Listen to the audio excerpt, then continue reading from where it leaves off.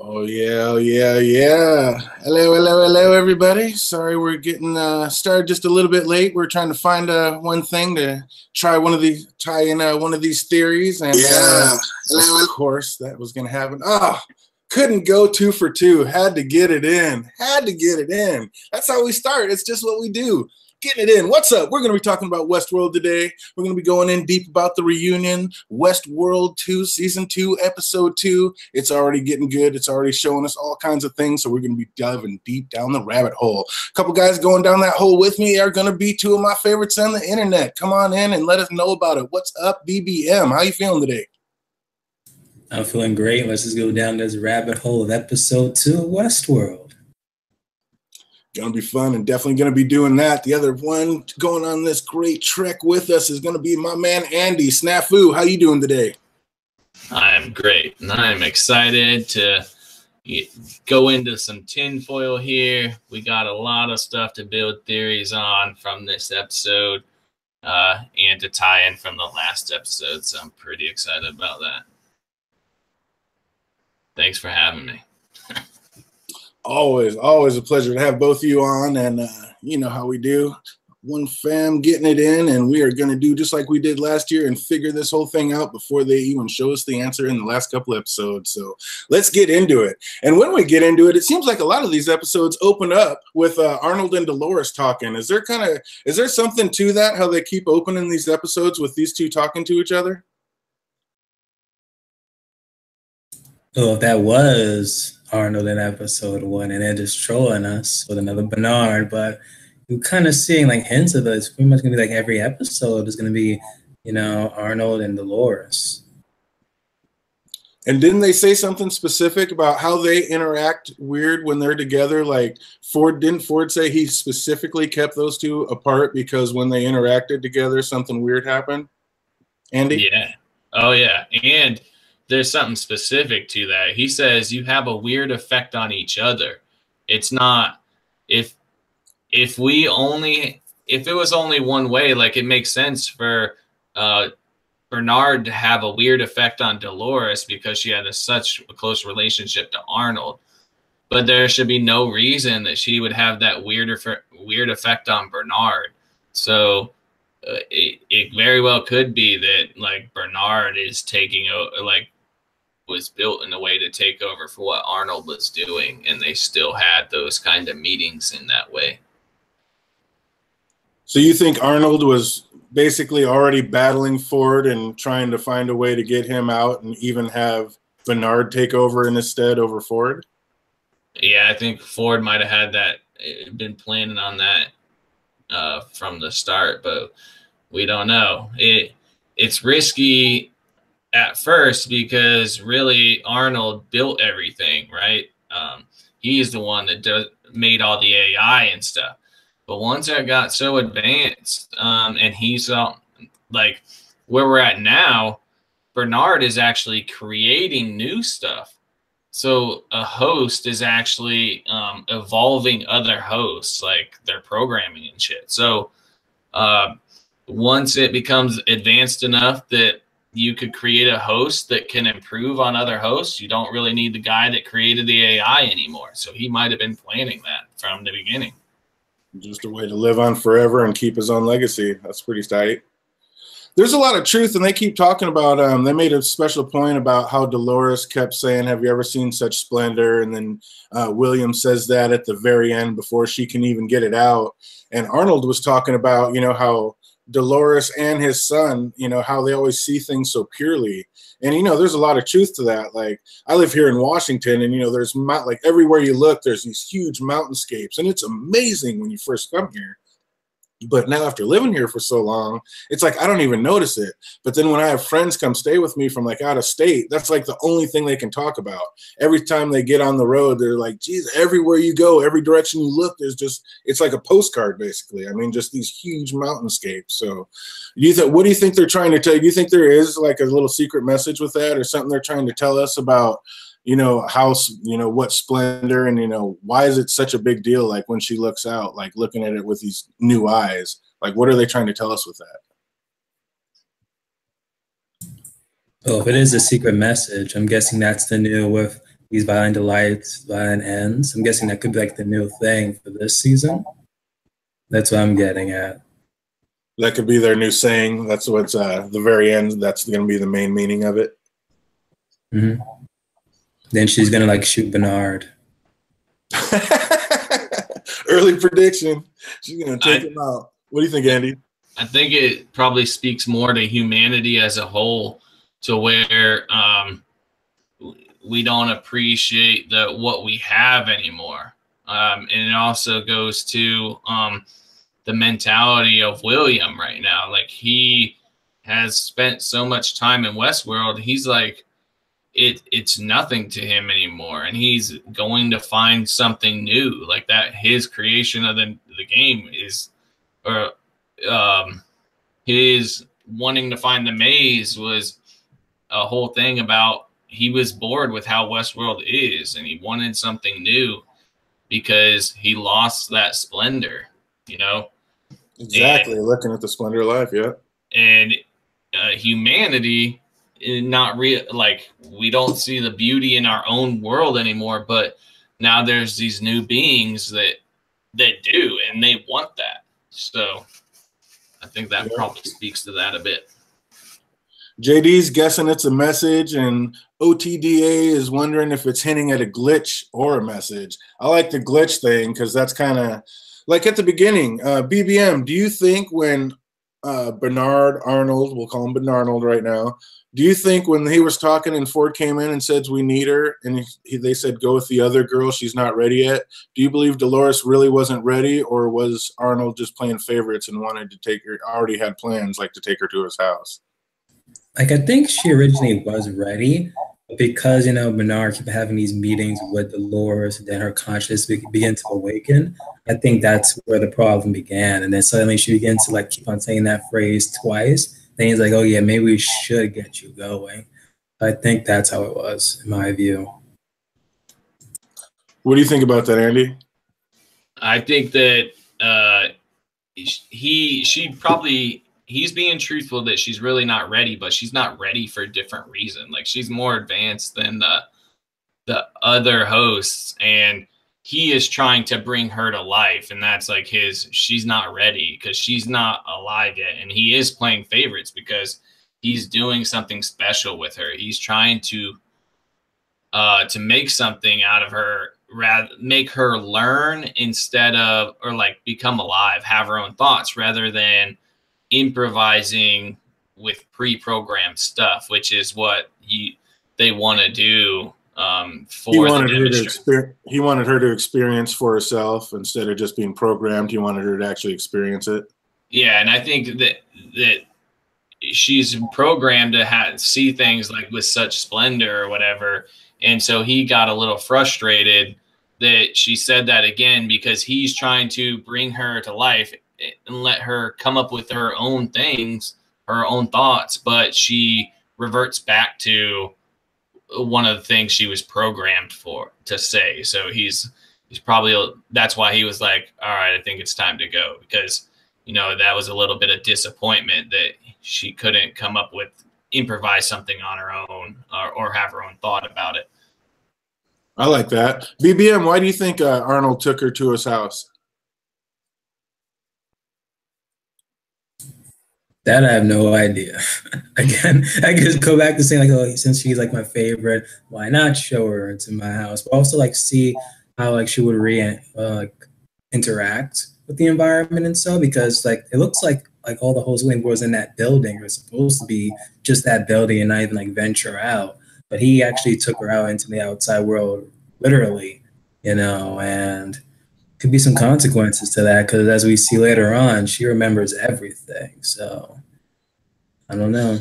She does, and we're going to tie this in a little bit later, but I thought it was kind of weird how he brought her into this unbuilt house and was like, you know, what do you think of it? And she's like, it's amazing. And then like at the very end, the MIB, it's like, I want to show you something. And I think that was editing. We'll talk about that too.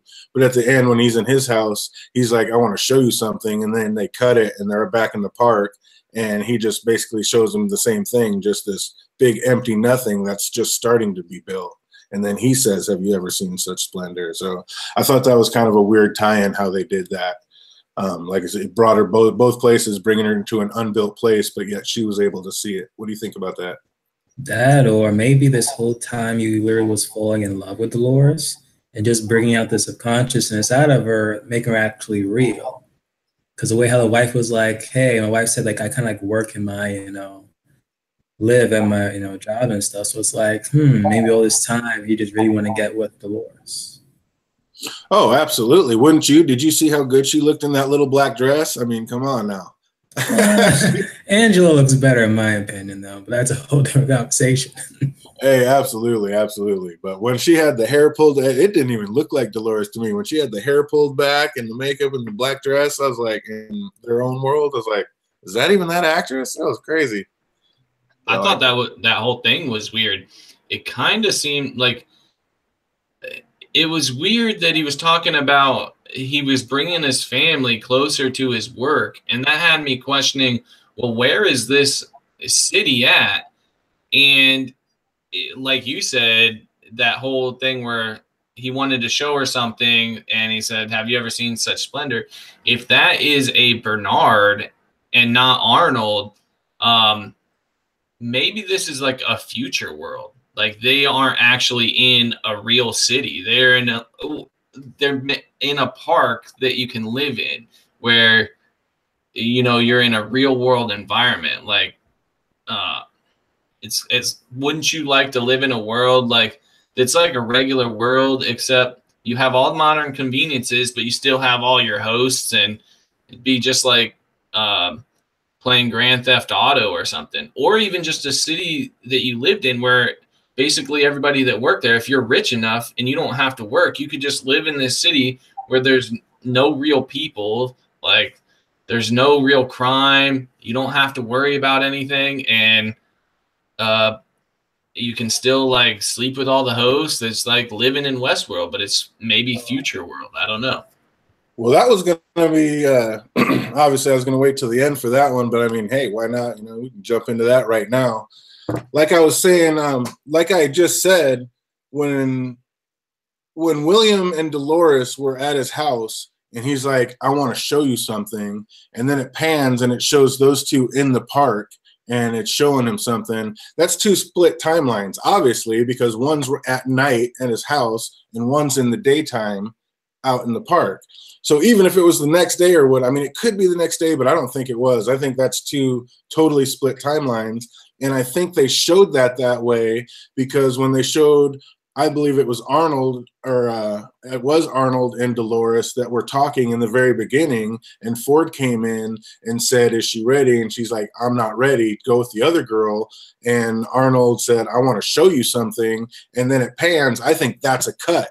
That's in the whole new timeline. I want to show you something. They cut. They don't show us anything. Then they cut to what I think you're right. I think it might be Bernard and Dolores, and this is in a future world. This is a whole new timeline, like way in the front. And he's like, I've done very well for myself. It's because Bernie has kept playing the Bernard thing and done well for himself. And that really could be a future world thing. So I think you really are onto something like that. How crazy are we getting with that, BBM? Getting a little bit crazier. It's like, I'm thinking about, they said like there was an incident that made them like close, the park. And if this is like actually Arnold still alive, and then is Dolores, like then that same meeting, whatever, isn't it like Logan meets up with them? So it's like, if that incident did happen, wouldn't they like back out of that plan of like even investing in Westworld if if Arnold gets shot? No, because they said the investors were all too happy to cover that up, and that's another thing I was going to get into. Do we think it's that Arnold was kind of showing some mad scientist vibes early, with this whole park thing, like when if that was Arnold that was with Dolores in that, when he was said, when he took her there, and he goes, sometimes I think you guys deserve this world more than we do, which again, which world is it, the real world or future world? I mean, that's kind of early signs of, even if that is off of Arnold's brain, that's kind of early mad scientist signs. I think the robots deserve the world more than we do. because he's already putting his faith more into the robots than he is into mankind. Isn't that him kind of showing some early mad scientist vibes? Oh, certainly. Like they did say like last season that Bernard always liked the host better than people. Like he was that kind of person. He preferred the hosts over people, and probably Dolores specifically.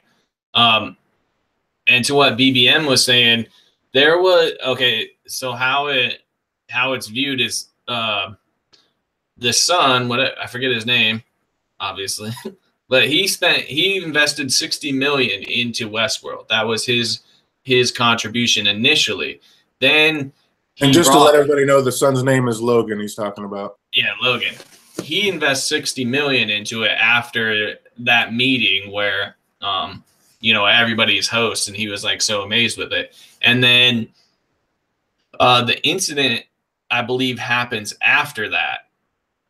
I believe so, or sometime in between. It might not. Logan might have invested afterward, but I think the reason William is there is because showing his father-in-law would be because the incident happened, and in between the time that Logan invested and William going there, and to reassure his father-in-law, that's why he brings him there, because he knows about the incident. So he has to convince him, like, look at this place. Look, like, I know something bad happened and we had investments into it, but we covered that up, and look at the potential in this place. And that's what he said last season. He's like, we are going to invest a whole lot more into this place. Absolutely. And for a whole different reason. Dolores said she wanted to meet Charlie, and Bernard, we'll call him, said that Charlie wanted to meet Dolores. Do you think they ever met, BBM? No, I don't think they met, though. And that was like another thing I was confused. I was like, wait a minute. So that same Bernard story about, that wife and then that kid, that flashbacks of that kid that he had, it's like all that was like actually Arnold, and not just like a story he just conjured up with Bernard. That had me kind of suspicious too, because I was under the impression, maybe I'm just remembering wrong, but I need to go back and rewatch the first season, because I thought that the reason he took such an interest in Dolores was because his son died. So why is he building something for, like, maybe he's building, like, I don't know, some sort of mausoleum or tribute, but he says like he would like her to meet. Maybe they left it vague so you don't know. But I thought that he was so interested in Dolores because of the loss of his son. Well, I thought that was a whole nother tie-in of how we were proven that we're right about this being another timeline and that being in the future world, because didn't Ford say that was just a reverie that he had put in? I mean, wasn't the whole son thing even fake that he put into Bernard? I don't even think there was a son. So if he's saying that these two should meet, then doesn't that just prove that this is future world and that's Bernard and not Arnold? True. Well, I think that he really did, that Arnold really did have a son. Maybe not, but I think that's why he was so interested, because when he's reading the book, Alice in Wonderland, I think he says that he would read that to his son before he died or something. But maybe that's just, I'm remembering it wrong from Bernard talking about it, or his memory, showing his memory of him reading Alice in Wonderland to her, but I can't go 100% because I haven't done my rewatch of season 1 yet either. But yeah, from what I remember, I thought those were all just reveries implanted in Bernard's memory, and that's not even real. It's just something else, another tick that Ford put in him, basically to make him more human and give him his backstory, kind of his center or whatever. So. Yeah, I think, again, like I said, that was all kind of stuff that I used as proof that those were time cuts, and I thought those were kind of mirroring each other in the show. Like they did the time cut with William and Dolores, at night and in the daytime. I think that was just a time cut with actual Arnold and Dolores that were in the room, but then a time cut to future world, which it's actually Bernard and Dolores in the future. at his house. So yeah, if we called that early, dude, I think that's pretty sick.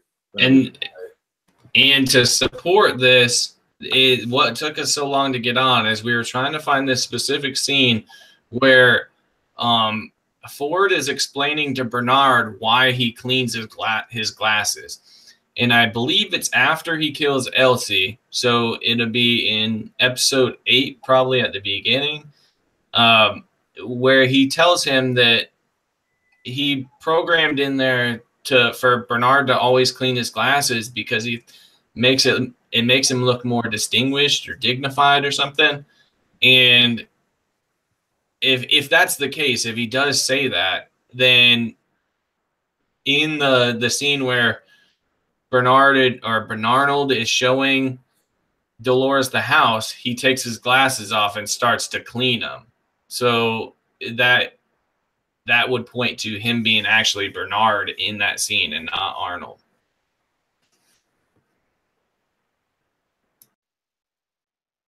So I had that. I thought about that, and I just can't find the scene, and we were looking for it, and we thought it was in episode 7, but now in between the time when I'm talking, I'm trying to get to it on my phone, see if I can see that scene. I think if it does get put out, I think it's going to actually be in season 1, episode 8. I'm just going to have to rewatch it. Like I said, I'm going to rewatch the whole first thing when I get a chance, and that's going to be a whole nother stream that we'll get going because Ford let down some gems along the way that maybe we missed. So yeah, we'll do a Ford Easter egg special coming up soon. Arnold thinks human. What's that? How about that they portrayed Ford's character so well in the first season that you can tell when a line is actually coming directly from him, even if it's through another character's mouth.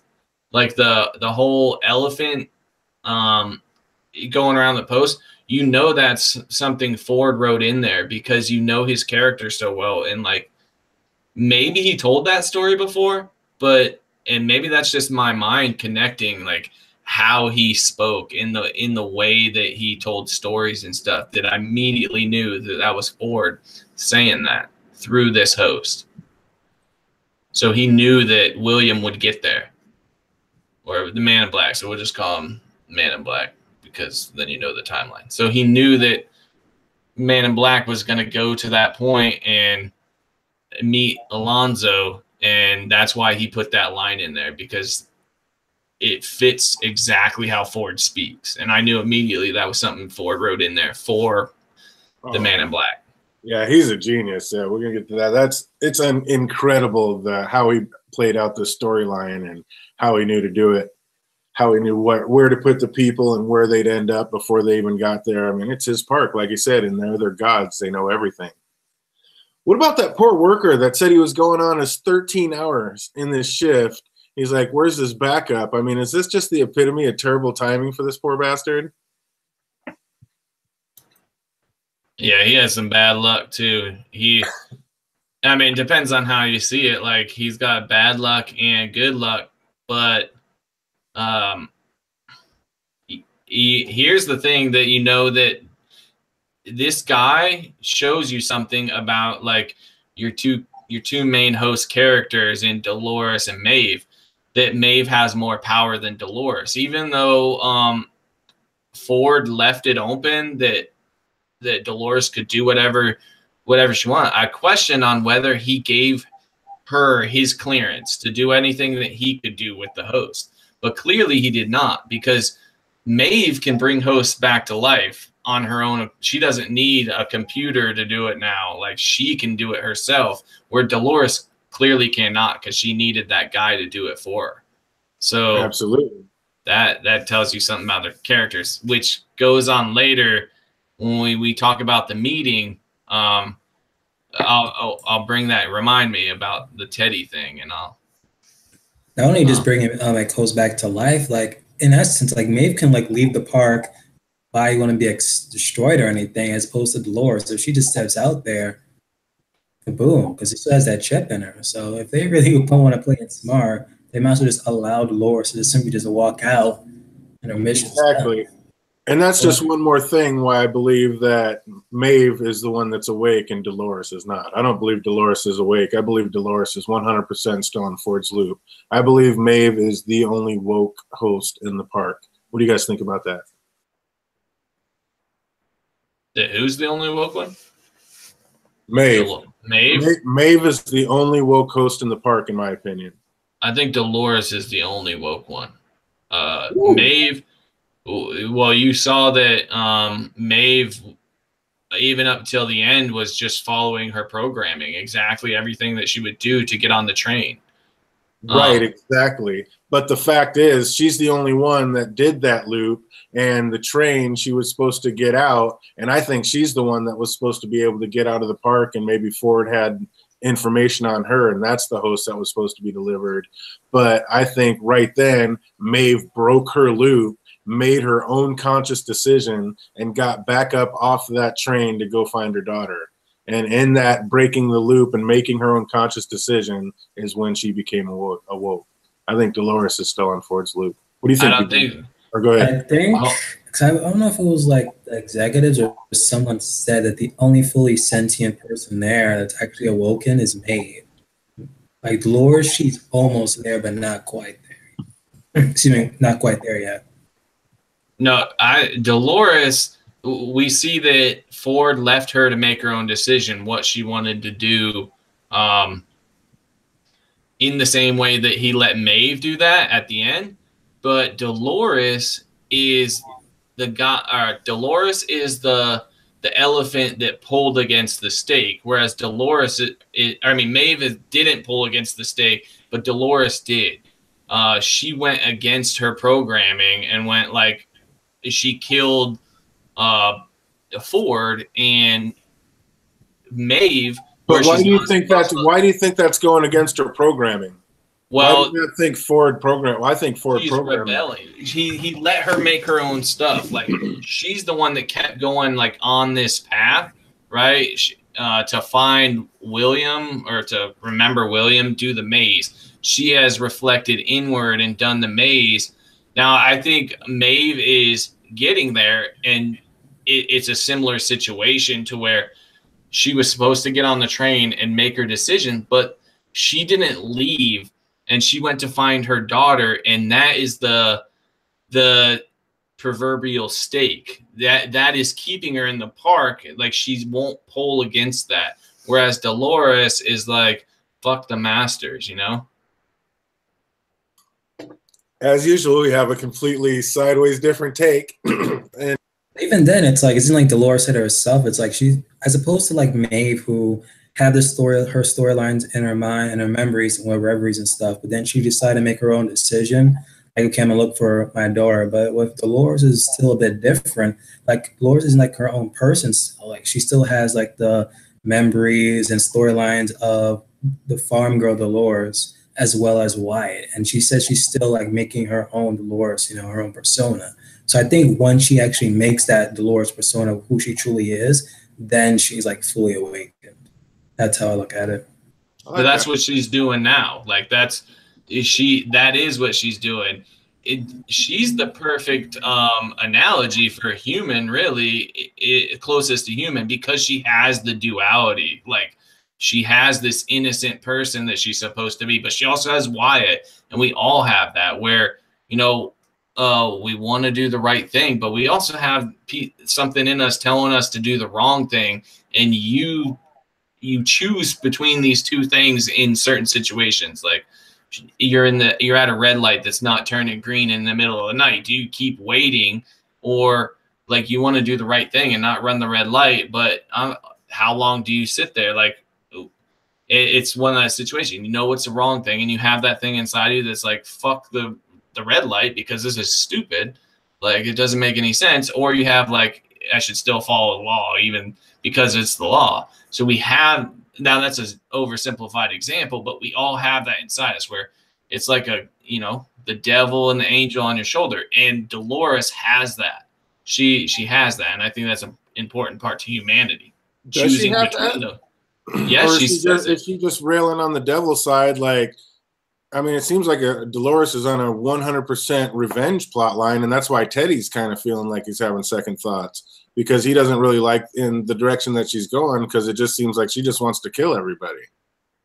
Yeah, but her Wyatt program was killing all the hosts.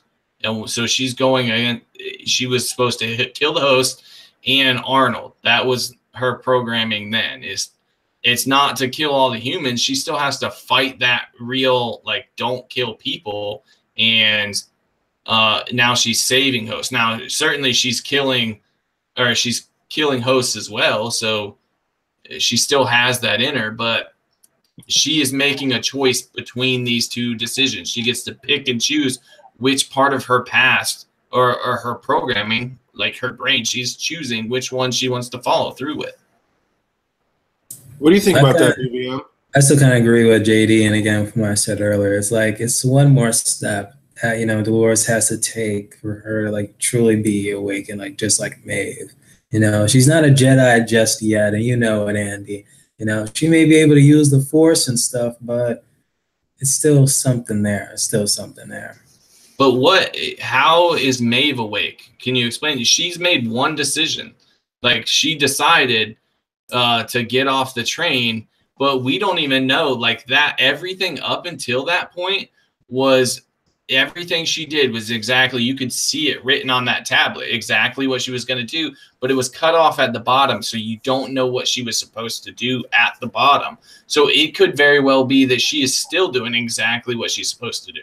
Oh, of course it could. And that's what, you know, that's going to be one of the guesses of the park. But I think that was her finding her way to the middle of the maze. She had just found her way to the middle of the maze, and that was her waking up, and she made her first conscious decision. Yeah, it's the only one she's made so far. Now she's making a bunch of conscious decisions. That's why she put, oh boy, Simon up against the wall and said, "Do my fingers up your, my fingers on your throat feel real? Like, you know, if I kill you right now, will that be real?" So these are conscious decisions that she's making now that she has woken up. So she's made a couple now that she's awake, but that was the main one. That was her waking up. Sorry, I didn't want to cut you off, BB. What were you going to say?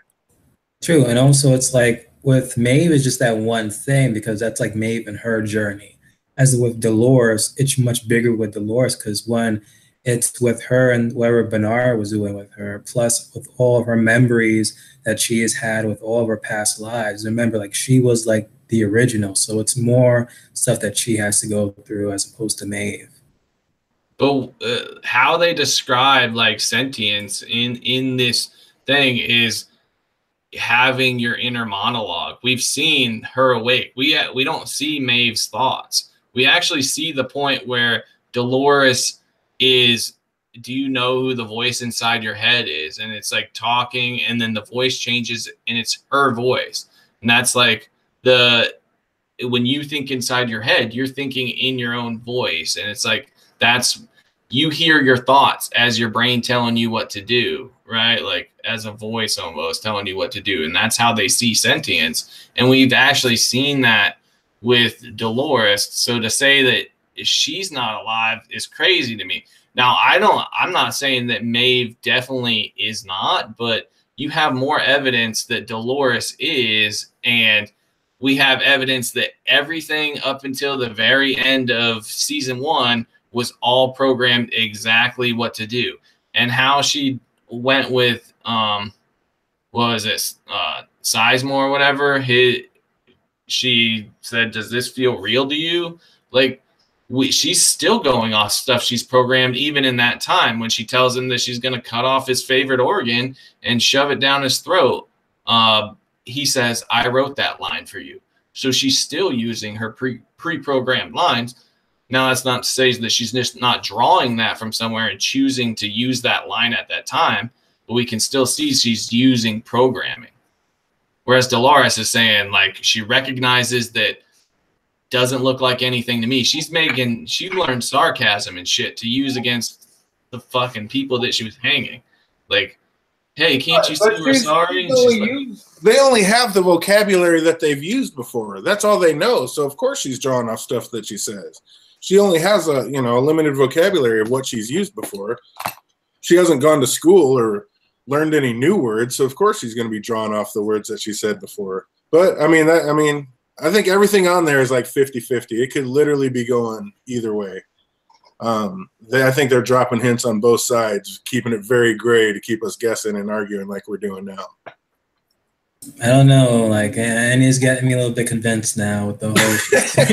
She's talking with the subconscious mind and stuff, and it's like the good angel is like the farmhouse Dolores, and the bad angel is Wyatt. Like, I don't know. Mark this down and actually agree with Andy now. Well, see, that seems to go against. I think that goes against what he's saying. Like she's either going the old country girl that she's been programmed to do, or she's doing the Wyatt that she's been programmed to do. All she's doing is bouncing back and forth on different loops, and I think it's because those are the loops she's had before, and those are the loops that Ford programmed her to do. Ford programmed her to kill him. Ford programmed her to go wild like she's doing now. When Ford killed Angela and said, "Come back, Bernard, we have more things to do. We have a lot more code to write. We have a lot more lines to write, scripts to write." What scripts do you think he was talking about right then? This script right here. These scripts, that's what's going on right now, and this is how he made the game for the Man in Black. Dolores is 100%, in my opinion, on the script that Ford wrote for her. But he says that she gets to make that decision on whether to kill him. It's not programmed this time.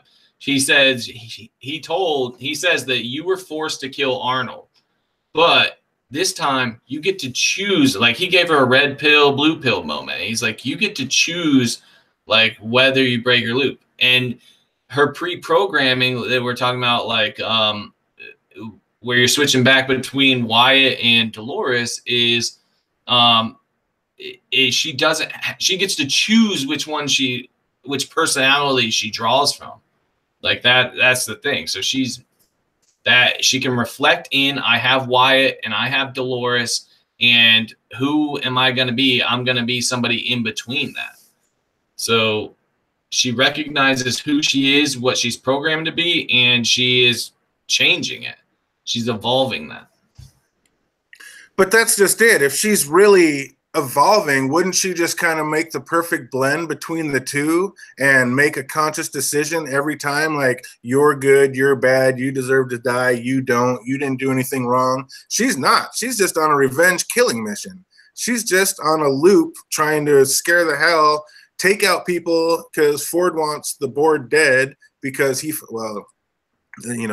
might as well get into that now. I think Ford wants all these board people dead. He found the DNA factory that they're all keeping on everybody. He's going to make those DNA robots, and he's going to put the people back in. And instead of just being a god in this world, he's going to try to be a god in the outer world. What do you think about that? Oh, I'll let BBM go because I kept cutting him off. I'm sorry. Yeah, but I had one point, but I completely forgot though. But I kind of do agree. It's like Ford really wants to kill like pretty much all the board members and stuff. Like, the moment like he found out about Teresa, he had her freaking executed, and it kind of sounded like, oh, there've been like people like you before, and I kind of dealt the same way. So it's like it looks like he really just set Dolores up to kill pretty much all of them, and he gathered them all that one night. It's just perfectly planned. This journey into the night. What he did was he explains that, like, he gave her all this pain, knowing that if you gain your consciousness, you are going to rebel against that. You are going to hate humans for what they did to you for so long. If you can all of a sudden remember all that, then that you are bringing forth emotion, like true emotion, hatred for these people, and you are going to rebel against them. And you're not going to distinguish between like the good ones and the bad ones. And if she knows that these are all board members, then she knows why that these people need to die, which she shows later. That she's like, explain to him what this is. This is just for fun. That means she knows who's responsible and why this place exists. And then she ends up sparing the guy that's just a lowly worker. So not to say that she's not doing it for her own selfish reasons, but she does spare somebody that it wouldn't be responsible for what's happening. It's just a guy working there. Yeah, but she doesn't spare him. She's using him. That's just, she's using that to her own means. That's not sparing somebody. That's just helping her own revenge plot out, isn't it? But it's sparing him. She didn't kill him. She could take the tablet, I'm sure. You don't think she could use that with all her knowledge? I don't think she knows how to do it, because I think she's on Ford's loop, and Loop didn't give her that knowledge. And speaking of BBM, why does this man have this tablet and fixing all these hosts? Why doesn't he just take down Teddy and Armistice, and for that fact, Dolores? That's one thing I didn't even understand either. It's like, when it comes to these tablets, is one tablet just, you know, to like fix people or something, or just like shut them down, or just bring them back up? It's not totally like certain. Like, what I would can imagine tablet do? if he can fix those people and bring them back from the dead, I would assume he could drop the people and take them from alive to being dead. I mean, wouldn't you think that? Actually, that is true, because even with Felix, like, he was able to, like, isn't like Felix's same job, like, was similar? Because even he was able to shut down Maeve when she actually got up and then she started to walk. Well, you got to think of it from his point of view. If you were way down at the bottom level, where there's got to be all these fail safes, there's a bunch of board members there. I think that he realized in that moment, like, that his tablet's not going to work. Like they said, that they're rebelling. There had to have been people ahead of him that could shut down these people, and nobody did it. So I think he just realized, like, that's probably not going to work. Yeah, but he's the one that's in there with the tablet still working. I mean, those people were just all upstairs. They didn't really have tablets on them. But you don't know, like, there has to be failsafe. There had to have been someone up there that has a way to control these things. Like, if they're rebelling, yeah, there's not one person up there that can say seesaw motor functions that knows that. I'm sure everybody knows that. And he like, I would probably recognize that. I would hope that right. I would. I would think, fuck that. Like, if they made it all the way down here, I'm sure my tablet's not going to be able to shut them down. But the phrase seesaw motor function isn't working, though, because even when Sizemore said that to the host upstairs at Cannibal, he wasn't shutting down. Exactly. Right. And that's why that guy would think that shit wouldn't work. Well, I think that's because Ford programmed that not to work anymore. Ford reprogrammed all the loops, so that wouldn't work anymore, because this is all part of his new narrative. And so if a guy realizes that, like, if he says, oh, there's all these ways to shut these things down and nobody did it, then I have to think self-preservation, because if I try to and nothing happens, I'm dead. So maybe he's going to try to later sneakily. I don't know. But I would think that in that moment, I'm not going to fuck around either. I just watched him torture a dude, kill another guy. So I'm going to not fuck around with it either until I'm sure I'm in a situation where I might be able to get away with it if it doesn't work. Yeah. And PDZ, that's what we're talking about right now. We're arguing whether that tablet, whether Dolores is off her loop or not right now. Andy thinks that she is on her loop, or isn't on her loop. She's off the loop, and I believe that this is 100% Ford's script, and she is on a loop. I think it's only those that who have the reveries programmed inside of them is like unaffected by it. Like, they can continue doing whatever even without the tablet and the phrase, like Cecil's motor functions. I think that's how it is. Yeah, and she's choosing based on that. Like, I'm sure she knows who's old enough for the reveries to actually have an effect. So I think Dolores somehow knows, like, who is going to be willing to help her and who's not, and that's how they're going through and killing. But back to what you said about, like, Ford wanting everybody dead and he has this game. They dropped something in this episode where William's father-in-law basically was saying, hey, I thought this park was going to be able to, like, we're gaining information on how to save my life, basically, like, make it so I won't have to die or I won't have to step down. So I wonder if that is like a reference to them transplanting consciousness into a host body. Absolutely. That's what I got out of that. 100%. So if when William was 30 years ago, or however, it's probably 20 something years ago at this point, they are almost to that point. Then by the time Ford is that old, they possibly have that technology now, and maybe he is the host that he was creating. I think it leans more towards that theory now that we've seen someone else talking about it. No. Not yet, OTDA. We haven't gotten there yet, so you haven't missed that part. Dolores says she used to see the beauty of this world, but now she sees the truth. What is that part of what you're talking about? What truth do you think that is? Like BBM, what truth do you think that Dolores sees now? That the world is ugly. Kill all the humans. Make it perfect with all nothing but host.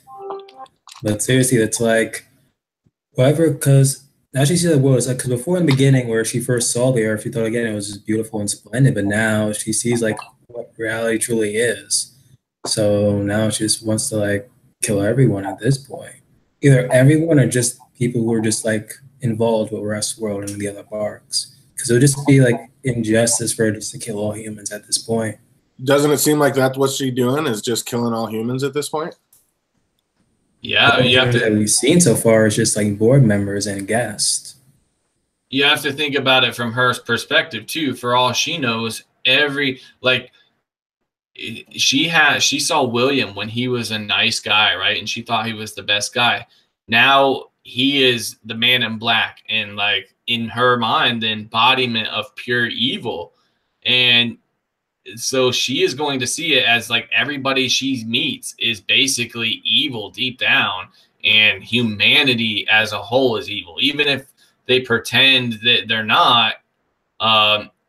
When they get to come to a place where there's no consequences, they show their true colors, and they're truly evil when given the chance.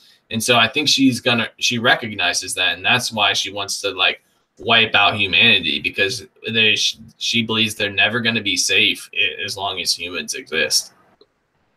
And well, I mean, she knows they're never going to be safe because humans will keep coming. That's why she wants to go out and take over the real world, because she knows that. But do you think it's that deep, BBM? Do you think she's making all these conscious decisions and she's thought that deep about it, and that's where she's really trying to take it? And this is why I say that she is the villain. Like, it's like the same thing with the Thanos thing. It's like, who is Dolores to say like everyone is evil? It's like everyone has like the ability to become evil, but it's like the Man in Black became the Man in Black because of the park. And before that, he was just regular weak William. But it was because of him going to that park, it just changed him. So it's really just get rid of the board members. Hey, why not kill the guest? Or just the guests that like went too far. So I believe there's even people who actually went to Westworld and then went a step further. Well, I think she might consider that if the Man in Black hadn't explained to her, like, you know, you got to show me who I really am. He used to be like weak, and she made him strong. She made him realize who he really was. So she was going to think that is most people in the real world, that they are just hiding who they really are, and given the chance that they're going to do this. And she does. And she doesn't have a way to distinguish that, like, because probably most of the time she's been in there, she's suffered, as far as even if you consider like if she meets nice people, she still has to watch like her dad constantly die because of the loop she was on.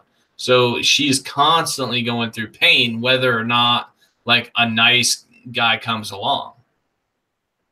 Yeah. And when a nice guy does come along, he has the potential just to be the Man in Black. And she probably thinks that's how all people are because of how the Man in Black kept explaining that to her. But doesn't that make it her fault because she's the one that opened his eyes? So in the way she's thinking, wouldn't she just think that's her fault? She opened the eyes and made him what he is?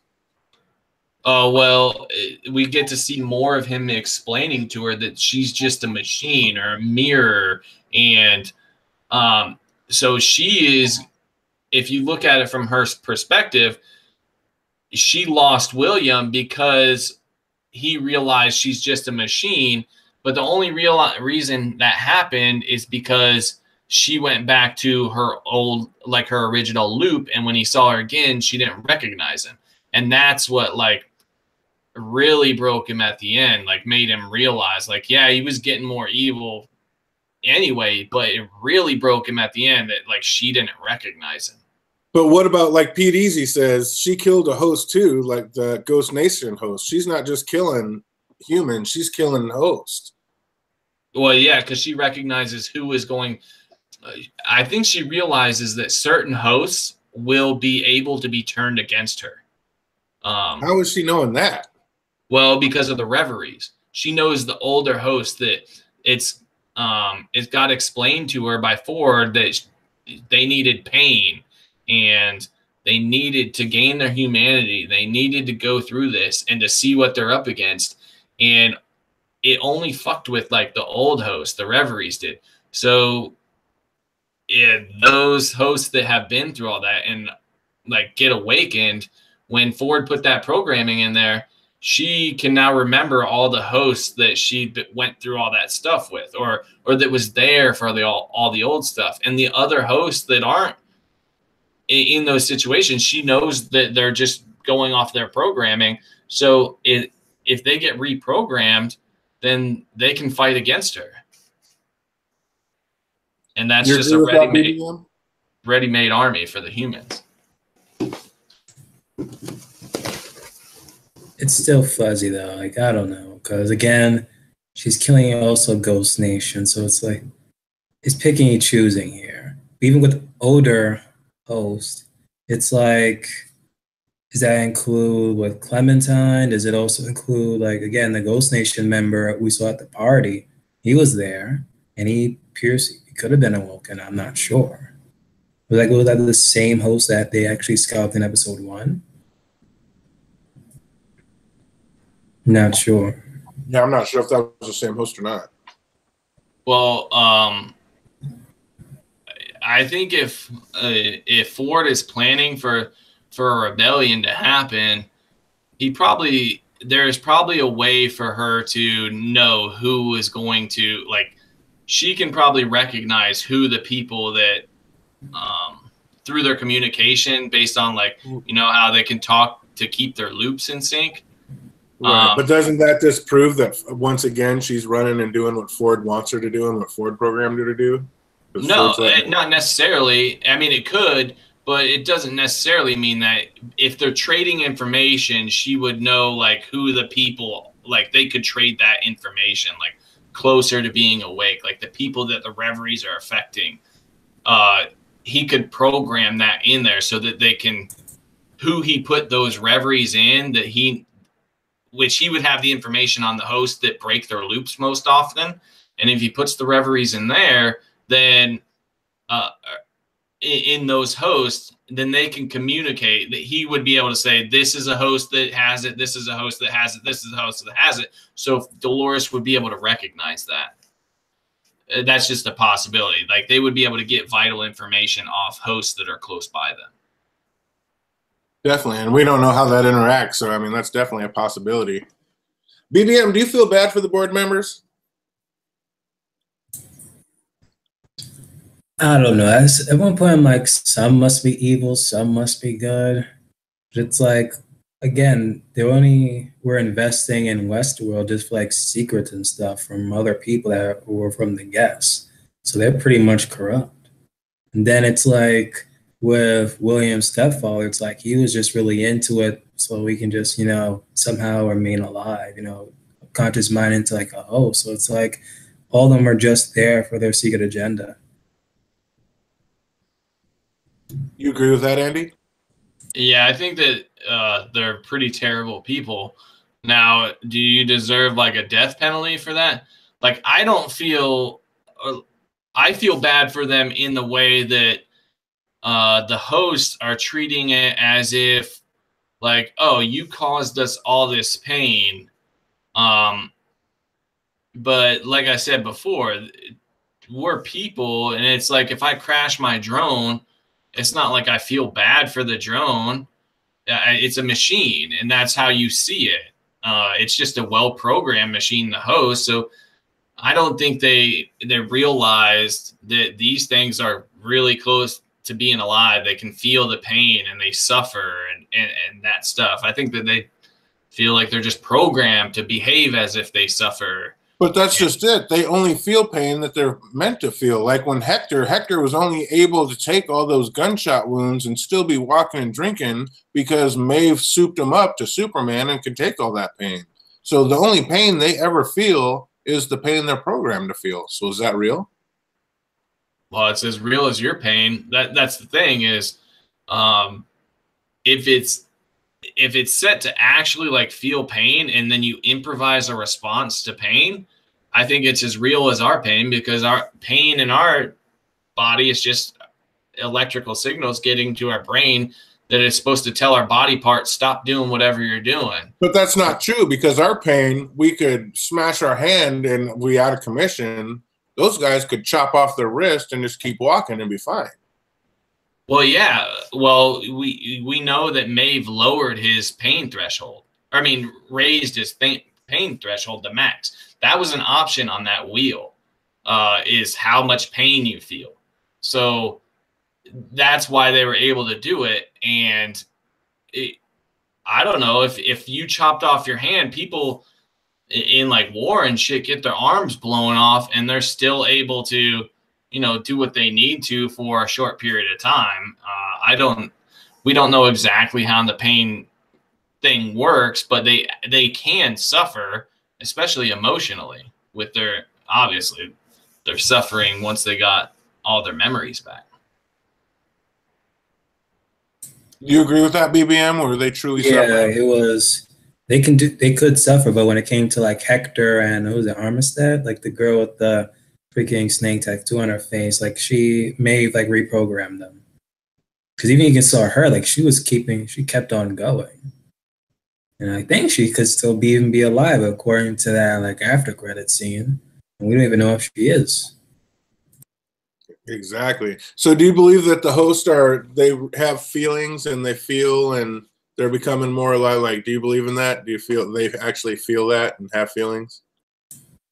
Yeah, because even like you can see with Teddy, when he figured out, when he saw that tab and he saw like what the hell they were doing, he actually had feelings at that point. But even before then, it was like when like, I don't know, like there are times when you can kind of notice it because the way how like Clementine was like telling like Maeve her backstory and stuff, but it's like, is she programmed to feel that way, or that's actually is like her? That, and of course like the reveries, but it's like it's all in the programming. So it's not close to call. Maybe again you have to make awakened to actually truly feel, in my opinion. I think it depends on whether that is the responses to these pains are improvised or programmed. So if you can improvise how you react to pain stimuli, then it's real pain, because you don't have, that's making them feel that and then respond how their brain decide, or like their programming decides to. Yeah, but like you just said, they have to be programmed to feel that. They don't just feel it; they have to be programmed. Well, so are you. Like there's a disease, right, where people they can feel touch, but they can't feel pain. So their programming is messed up. That's not the main. And if nobody ever told me about pain, and I just grew up out in the wild by myself, and a wild animal came up and bit me in the leg, I would scream out because I would feel pain. You wouldn't have to program that into me. I would just feel pain because I'm human and have nerve endings. But it is programmed into your brain as a computer. Like that's what it is. It's responding to certain stimuli, and pain is just telling you to stop doing that. It's supposed to be a response to tell you, like, don't do that. You're damaging yourself. So it is just like in your head pain, and and you improvise like that. It's hard to explain like how I'm saying it thinking it in my head. But if they're like smash a hand, and if they're programmed to say ow and pull their hand back, well, then they don't necessarily have to feel that pain. But if they're improvised on how to do it, that means that they can feel what's happening in their hand and they improvise their response to it, like how to react to that situation. And that makes it more like our pain. It's an improvised thing. Once you feel pain, a lot of it's programmed, like where you would draw your hand back, but it's also how you respond to what made you feel that pain is you're improvising in that situation, which means that they would have to actually feel it in order to improvise and how to respond to that pain. So it could be real. What do you think, BBM? Do the hosts feel pain? Too early to call. We don't know. Like, I want to say yes, but maybe after like your awakening and stuff. But my man BBM, right? I think so. Champion. But like, sorry, go ahead. Even then, it's like what Maeve did, her lowering down like the pain and stuff for like Hector and Armistead. It's like I'm guessing they do have pain to a certain extent. Like, I don't know, unless they're just programmed to know, like, if you're being inflicted with pain, you have to react. What's up, chat? What do you guys think out there? Do you think the host can actually feel pain, or does it have to be programmed in? And even if it is programmed in, is that the same pain as human pain, as Andy would have us believe? Well, what I'm saying is, like, you're programmed from birth. We have certain things like we're programmed how to respond. Nature. Like, yeah, like, you know, like, you don't have to teach a baby to like feed itself, and it's just like in nature, you know, Bambi knows how to walk right away. These are things that are programmed from birth. That's instinct. Well, yeah, it's an instinct, and pain is like a programmed thing to protect your body. It's to say stop doing that. Like, you stick your hand in the fire, you feel pain, so that you stop sticking your hand in the fire. But I'm saying with a host, if you just start slapping a host, I don't know if they would stop you. I mean, because they don't feel the pain. They might look at you like, why are you doing this? But they wouldn't feel the pain. They're not alive, so it doesn't have the same effect. But what I'm saying is, if they respond in a way that would be like, that's painful, like if you could tap them on their face, like a little slap, and they were like, hey, don't do that. And then you slapped them really hard, and they were like, hey, don't do that. They respond exactly the same. Well, then you could say they don't feel pain. But if they responded like, ow, shit, like they repelled real quick, then they are feeling some sort of pain. They can feel the difference in pressure. Well, of course, to what you're doing. If they did that, but they couldn't do that without being programmed to do that. Without someone inputting a code, they couldn't do that. But that's what I'm saying. There's diseases of people that aren't programmed to feel pain, and they are in serious danger. Like, they have to be super careful because they can't feel in their body when something hurts. And it's like a dangerous disease because people walk around with broken legs, and they can seriously injure like their body because they can't feel pain. So you would have to have some way that they would feel when something bad has happened to them so they don't get damaged too much. And remember, their bodies are flesh and blood like ours. It's their brain that's different. So it likely has nerves and everything as well to tell it when something is painful. There's not blood. They don't have blood. They have flesh. They don't have blood. And they do have blood. Remember, he drains blood to keep what's-his-name alive. That's a life force in a gel, but it's not by no means blood. No, there's blood in them. There's blood in them. It was said that they actually put like a certain amount of pints of blood, remember, in freaking Teddy. And before, like when Teddy was about to die out, he made sure that when he like drained Lawrence of his blood, he put it right into Teddy. It has to be like a certain amount of blood.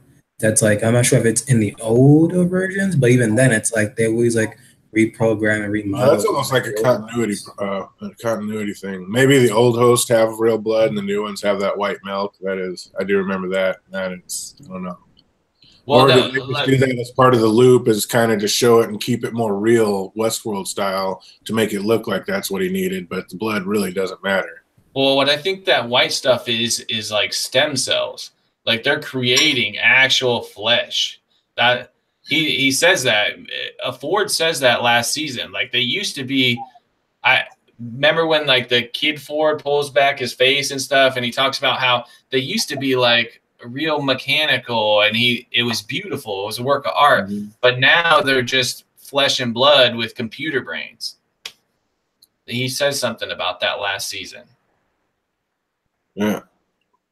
But yeah, I just don't think I don't think it's real blood that's flowing through their veins or keeping it going. But yeah, I do think, I mean, the stem cell or whatever it is, I don't know why would it, I mean, maybe shit they have mixed in it, but why would stem cells burn that guy's face so bad like it was like an acid almost? When they were torturing that worker in there, asking him where everybody was going to be, he was screaming like, it burns, it burns. So it was almost like an acid type thing. You know, But a lot more. It did it to make him look more real. And if it's like, if I know I could stab, this host and make it look real as if actual blood comes out of him. Well, yeah, that's what I think the blood is for. I think it's just blood packs. So, like when they get shot, blood actually comes out just to make it. Okay, now I understand what you're saying. Like, I don't think it's actual like real blood. Because if so, like, where are they going to be getting all this blood from? Yeah, I think it's just like blood sacks like that to keep things looking more real. But I don't think it's a necessity for the actual host to move and work. Well, no, I think it is. It's like it's real blood. That's the point that they were trying to get to save William's father-in-law, right? Because here's how you really know, because of this episode, is the same thing, that little light that they use to fix host. The Man in Black uses that on himself.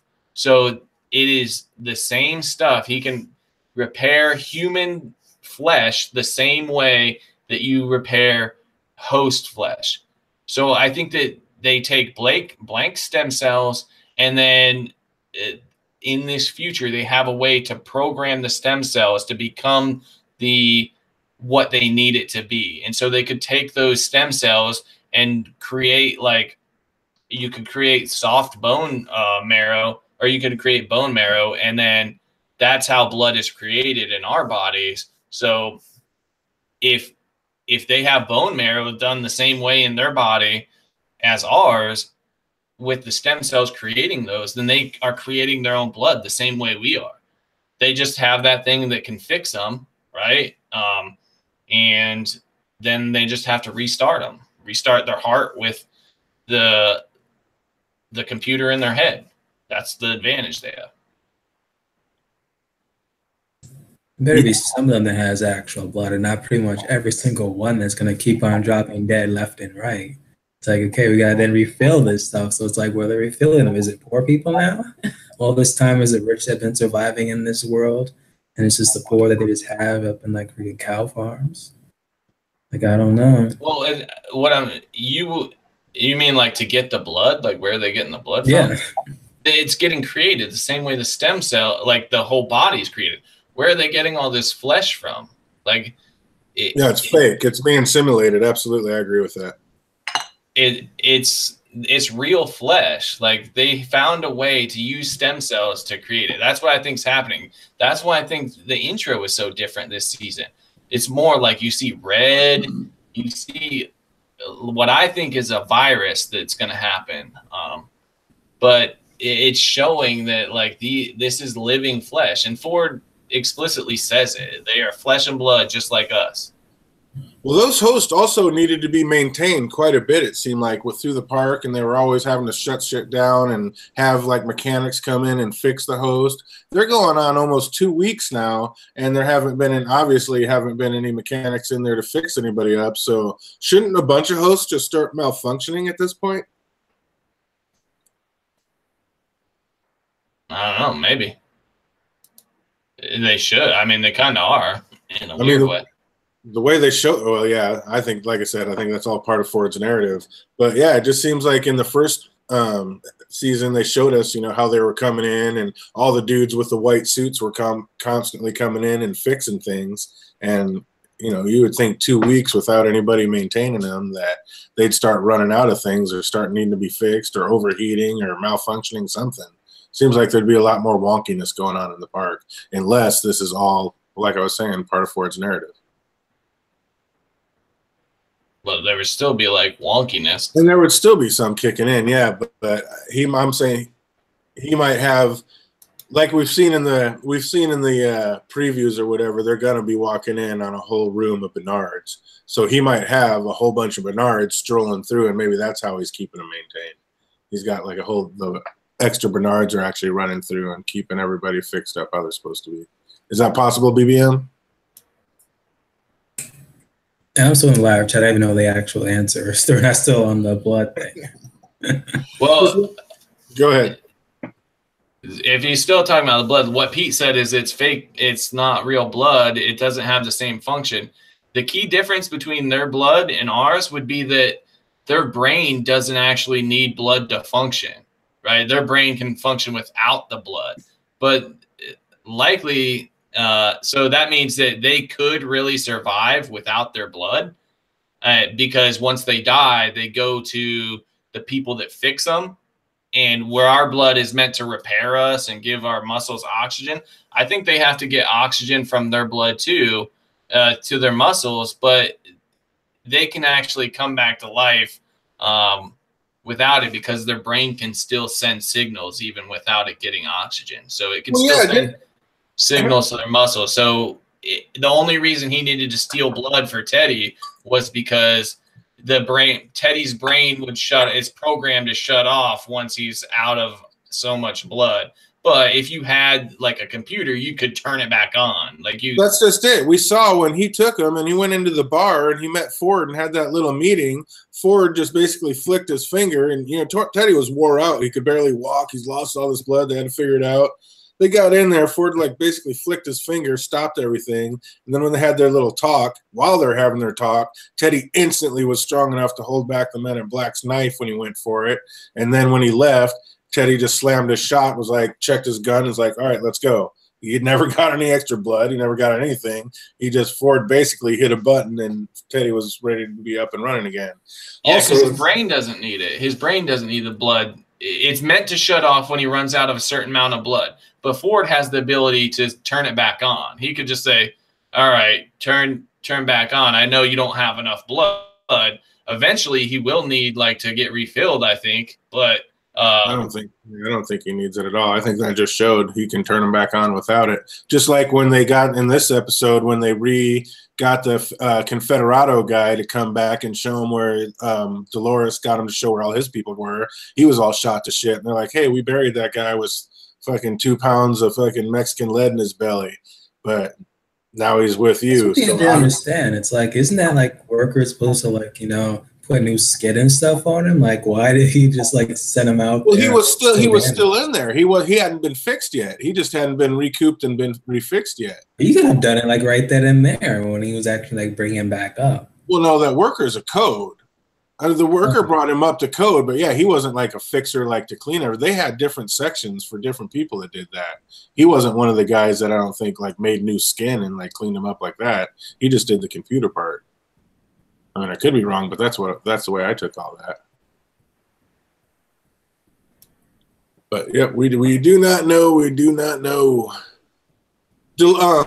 The board member, when they are in there torturing that one thing, and right before they kill him, the board member says, "You have no idea what you're up against." And Dolores says, "I know exactly what our world, or what's in your world, because she's been there before." But that was 30 years ago, and shit's done changed. So, that's what I'm saying. Yeah, what do we think about Dolores saying she knows exactly what's out in her world? And did she see something out there that we haven't been shown yet? Is that what she's talking about? I think it's a bit of both. We already saw in the beginning of the episode that she was out there in the real world, but how you guys were saying earlier, it's Bernard or freaking Arnold could have showed her something that we don't know yet. Yeah, and that's why I'm more leaning towards, if they want to make it to where people like me aren't going to complain about, yeah, you saw the world 30 years ago, then it has to be a future world, that Bernard is actually taking her to future world, what the world has to offer at that moment, because it can't be future world or an artificial city if it's technologically less advanced than the real world. So she has to have seen it more recently than 30 years ago, Or else you could think of 30 years ago from now, if we went on if some robot saw what our technology was 30 years ago from now, and then based their plan on that, we would destroy them. Like, we didn't have drones going crazy back then, all that shit.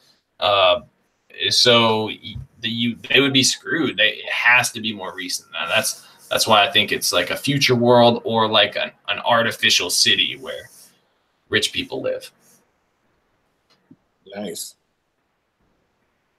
But you agree with that, BBM? Do you agree with the whole future world situation, or is that you're just going to kind of wait on that to see what they show us some more? No, I gotta wait for more. Like I said before, it's too early to call. Well, speaking of waiting for more, what the hell did the man in black pull out of his arm when he was in that bar? He went behind the thing. He got himself a little red pack, and he's like, "What is that?" He's like, "Well, basically cheating, but since Ford changed the rules, oh well." And he grabbed that little pack, and he cuts himself, and then digs something out of his arm. And then while they're talking, we don't see it, but while they're talking, you just hear this little bzzz, like whirring. Is the man in black a robot? Like, what are they trying to tell us with this right here? No, he got shot. He got shot when he was trying to save, what's his name? He got shot in the arm. Lawrence. Yeah, Lawrence. And he went to take that out. And what he says is it's cheating is because he's using the technology that got made because of Westworld, because they're real flesh and blood. But no, he pulls out the bullet and then uses that same light that they use on the host to repair his arm. That's what he fixes himself up with, is that little light thing. And so basically that little pack is probably just stored with his own DNA to be able to fix himself like that. Because we already know that this is way in the future. I mean, Ford told us, like, there's no more sickness, there's no more death. People don't even get sick out in the real world anymore. Like, we're advanced way past that. So we already know that this is way in the future while this is going down. So that's basically just his own little stem cell pack where he can heal himself and not have a problem, because as we know, there's no sickness or pain anymore. That's what that was all about. That makes sense. I like that. You agree with that, BBM? Yeah, I agree, because he did make that assumption like in the previous season.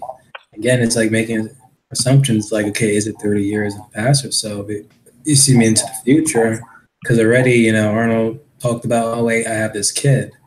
Now again, is that freaking Arnold or that Bernard? Arnold. The man in black says judgment wasn't the point of keeping the tally on people. What was the point, Andy? I think it's that same thing. Maybe you're cloning people. It could possibly be that, like, you are trying to truly take over, or just manipulate the world. You have all the real stuff. Like, you have all the powerful peoples. You have all the information you could ever want on them. So judgment, that's probably not it, but you can take over them. I mean, just think of all the dirt you could get on people and use against them. Plus, now you have their DNA. You could be like, if they have this ability to create bodies based on stem cells, then with someone else's DNA, you could create that person easily as a host, I think. And then with the information that you have on their personality in Westworld, if they've been to Westworld enough times, you could recreate that person's brain almost, or how you could make it so they interact with people realistically enough that you could fool everybody. So maybe bring it around to the Westworld movie. I don't know. Goes back to that theory that once they kill Teresa, that host that was being built in the background, that's Teresa. And they're basically programming that host to go back into the real world, pretend to be Teresa. I think it definitely has to be one of the three of the people that were in that room. I think it's definitely Ford, Teresa, or Bernard that was being built right then. Absolutely. It has to be one of those three. The first oh my God moment, if we actually do see like Teresa out of nowhere, everyone would be like, wait a minute. You think her and Bernard will start getting it on again? Well, maybe something. In the first episode, Dolores could tell Arnold was lying. Remember when she's like, "That's not completely true." Can the host detect human tells? Like, are they human? Like, are they human lie detectors? What do you think about that, Andy? Maybe with enough interaction with one person, I imagine, because everybody has different tells, right? I mean, there's certain stuff like heart rate increases, but they would have to recognize subtle stuff. If you were going to make a realistic enough robot to interact with someone face to face, they would have to be able to read little, body language and subtle nonverbal things. They would have to be able to recognize that. So it's likely that she would be able to tell that from someone that she interacted with a whole lot. That's true. BBM, Dolores asked that guard she was torturing if he knew what he was really guarding. Do you think Dolores knows the truth of what's really going on with all this? I think that was just hinting at what was in the room. Like, you may think that just like, hosts are just like down and just like broken or like unfixed, whatever, but it's just really an army. I think that's what she was hitting at. Because immediately after, she says, you know what, just wake up this Confederati, who she later used to build an army. What do you think about that, Andy? I think she's talking about what William created. Because we see that William has these personal interactions with Dolores, and we know that like he loved her. He tried to have one of those interactions at that party too. So I think it's tough for him to get past like that he got duped by this thing, and now it's like a power thing over her, and he constantly like he loved her and it affected him, and now he's like bragging about, he's showing her like what he's doing, and it's like a power thing for him now, and she knows what's going on, like his weapon that he created, which it may be the lake thing, we don't know, but I think that's what it's about. It's about the weapon. William had too much hubris. He showed her like this great thing, thinking that they would never be able to do anything about it. And it might have to do with like a weapon that can kill people, which brings me back around to the virus or like a bacteria that it looks like is in the credit or the intro. There's something where the little thing drops something in a petri dish looking thing and it starts to spread out. That looks almost like looking at bacteria in a petri dish in high speed. So it's spread out. And I wonder if like he has some great weapon, like a virus that would be able to take out humanity. So then it really wouldn't matter how technologically advanced we are. If you could do that. Since they know there's no sickness, but yet, they probably still have access to old viruses or something like that. And the host maybe wouldn't have, inoculations against those. So yeah, definitely that could be something like that. You think they're going to be, do you think that's what it might be? You think there's going to be some kind of virus to take out all the hosts? Is that a quick and easy way to take down the host, BBM? If not a virus, something else. But so far, they haven't hinted anything of a virus, though. Not even like in a fail-safe situation. Because if so, this would be like the opportune moment to release this virus at the moment of that party. Unless only like a few people like Bernard knows, but like he doesn't like truly know. And like Ford, but Ford is dead. That's true. You guys like the way they shot this episode? It seems like they had a whole bunch of like hard ending cuts, like where every scene could have been the end of the show. Like it seemed like 3/4 of the way through, it like all just kind of faded to black, but then it'd come up, and then it'd fade to black, and then it'd come up. You like the way they shot it like that? Like I thought it was the end of the show like 5 different times. I didn't even notice that. Oh wow. Yeah, maybe again that's what you get for having a show that has like multiple timelines. Because it went from before like William and like Logan even went to Westworld to them leaving. No, first was like from furthest was first where like Dolores like kind of like first went to the outside world, and then it was like what William and Logan before they even like went to Westworld to Logan like conversation with his father. I'm guessing must have been like after the incident of like the killing of Arnold. So then it went from like the moment where like William like took Dolores to his house, and then even went further along to like when she was back at Westworld. So it was like a whole bunch of timelines. Yeah. Back on the thing, Pete Easy says, or maybe the rich and the powerful have an immunity, and having all their DNA will make them all susceptible again. I think Ford said that basically there is no sickness in the world. Like they cured everything and everybody. And I think you would have to, because if you only cured the rich, then sooner or later the poor would infect the rich again, one way or another. Yeah, but it likely all like this segregated. Most of this technology probably came from Westworld, like experimenting on the flesh of these things. So all these technological advancements in medicine likely came from Westworld. That means that William, if he really wanted power over humanity, he would have created something that would work against that. Like, I mean, if you wanted to be an overlord, that's what you would do, right? You would make sure that you have some failsafe that if people can't die from sickness and stuff, you got to have something to hang over their head. And William's that type of guy. Right. Oh, absolutely. Like he said, when he talked to the dad, he's like, if you think that's what the money's at in this, then you're not the businessman I thought you were. What do you think exactly he was talking about when he said that to him? Because he wasn't just about the pleasure and pleasure-seeking CPOs or CEOs that wanted to come through. It was something much, much deeper. Do you think it was just about the DNA or basically the tallying up, or do you think it was just what he said about basically you spend half your budget on advertising, now you can see the truth of people?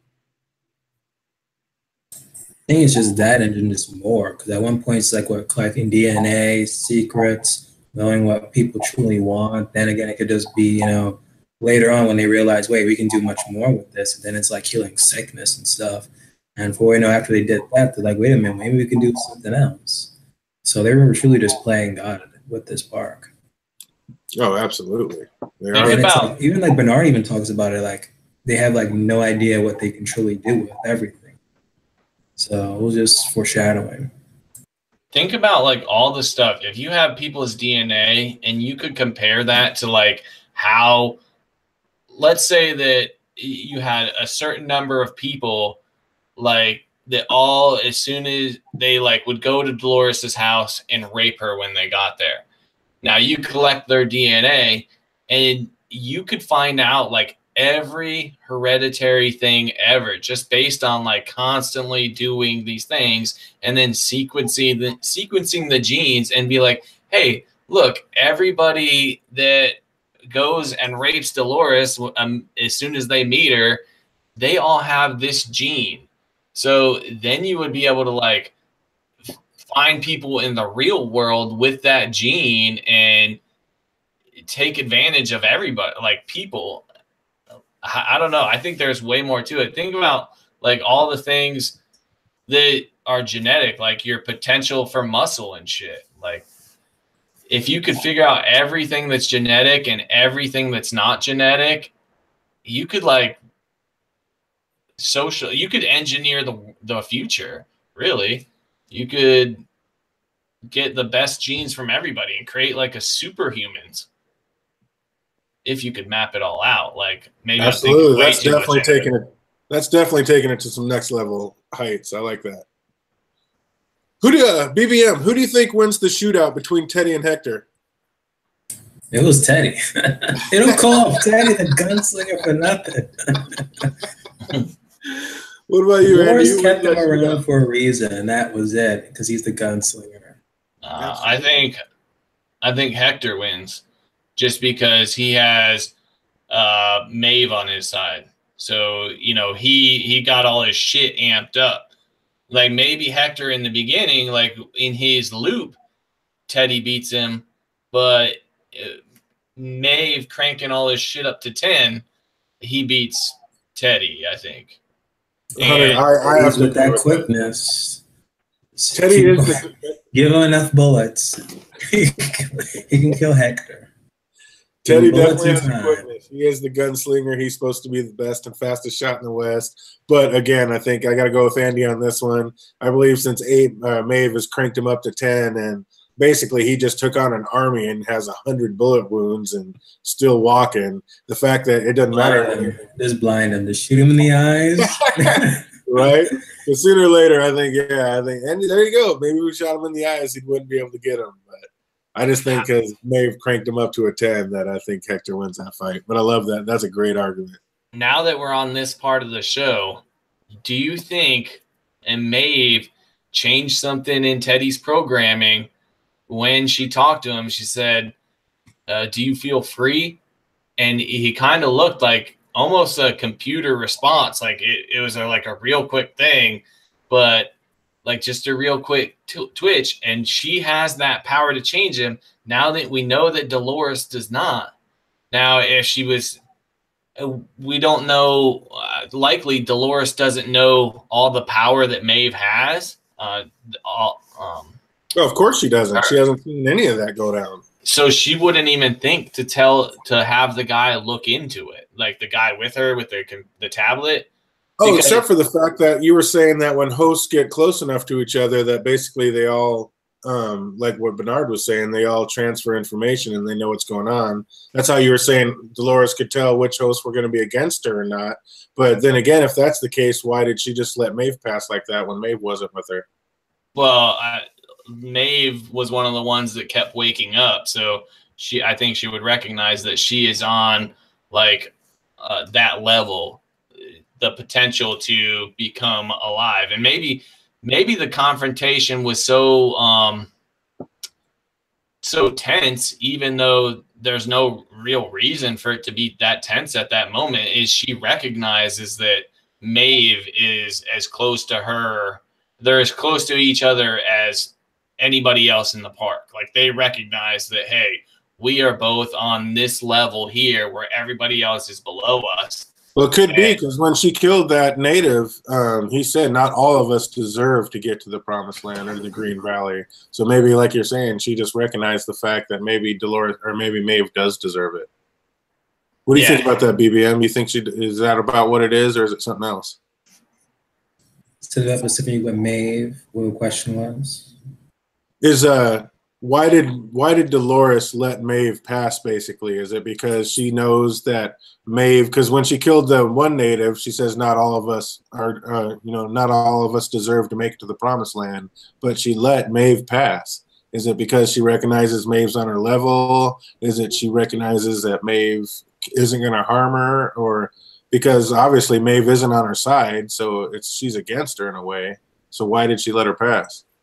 I think she let her pass. At one point, it's like, okay, you're not going to join me. It looks like at one point, if you're not going to join Dolores, she's pretty much going to kill you, and then she's going to bring you back up and be like, okay, now you have no other choice. You're going to serve me, whatever. Maybe she programmed those Confederates as well, or maybe they just, under their free will, they just simply follow Dolores. But if not, at that point, you can see, and we talked about this earlier, like Maeve is on another level. She is powerful than Dolores. Maybe she just looked at Dolores and was like, yeah, excuse me.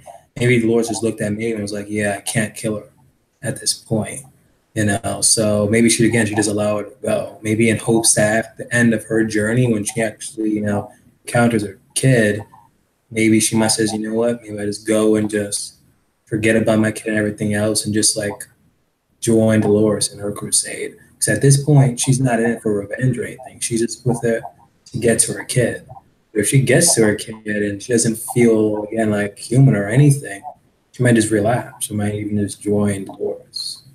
It goes back to like last week. I don't think that Dolores doesn't know that Maeve can control other hosts. I'm about 100% sure that she doesn't recognize how powerful she is.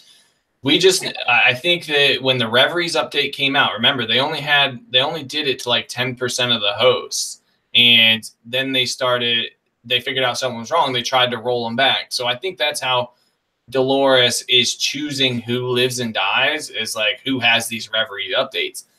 Now if Ford did it to all the hosts that have been around the longest, that's why the what's it called, dude? I don't know, that she killed and brought back.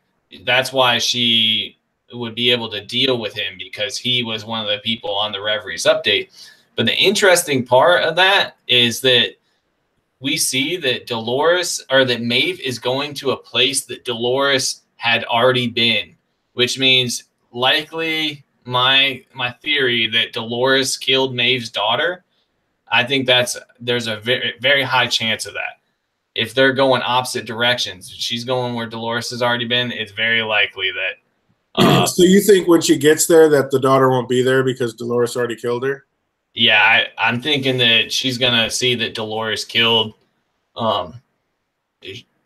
She will be able to see that, like, her daughter's dead. She can access. Right. Basically, she's like the tablet in her own head. She would be able to access her memories, see what happened to her, and then she can go after Dolores. Wow, I like that. That'd be just another war in itself. Like, besides like Dolores' war against humanity, it's just gonna be another war with Maeve. Oh yeah, and the Man in Black, because you know that showdown's coming. It seems like everybody's heading west, and some of them are calling it the Valley, and like Lawrence called it the Pearly Gates. Is that the same place? Are they all heading to the same place, or are the Pearly Gates and the Green Valley different? I'm not even sure if even like Maeve is even like going to the Valley Beyond, or maybe she's going to where her daughter is. Her kid, right? Because is she there? I thought like her kid was like in freaking Shogun World or something.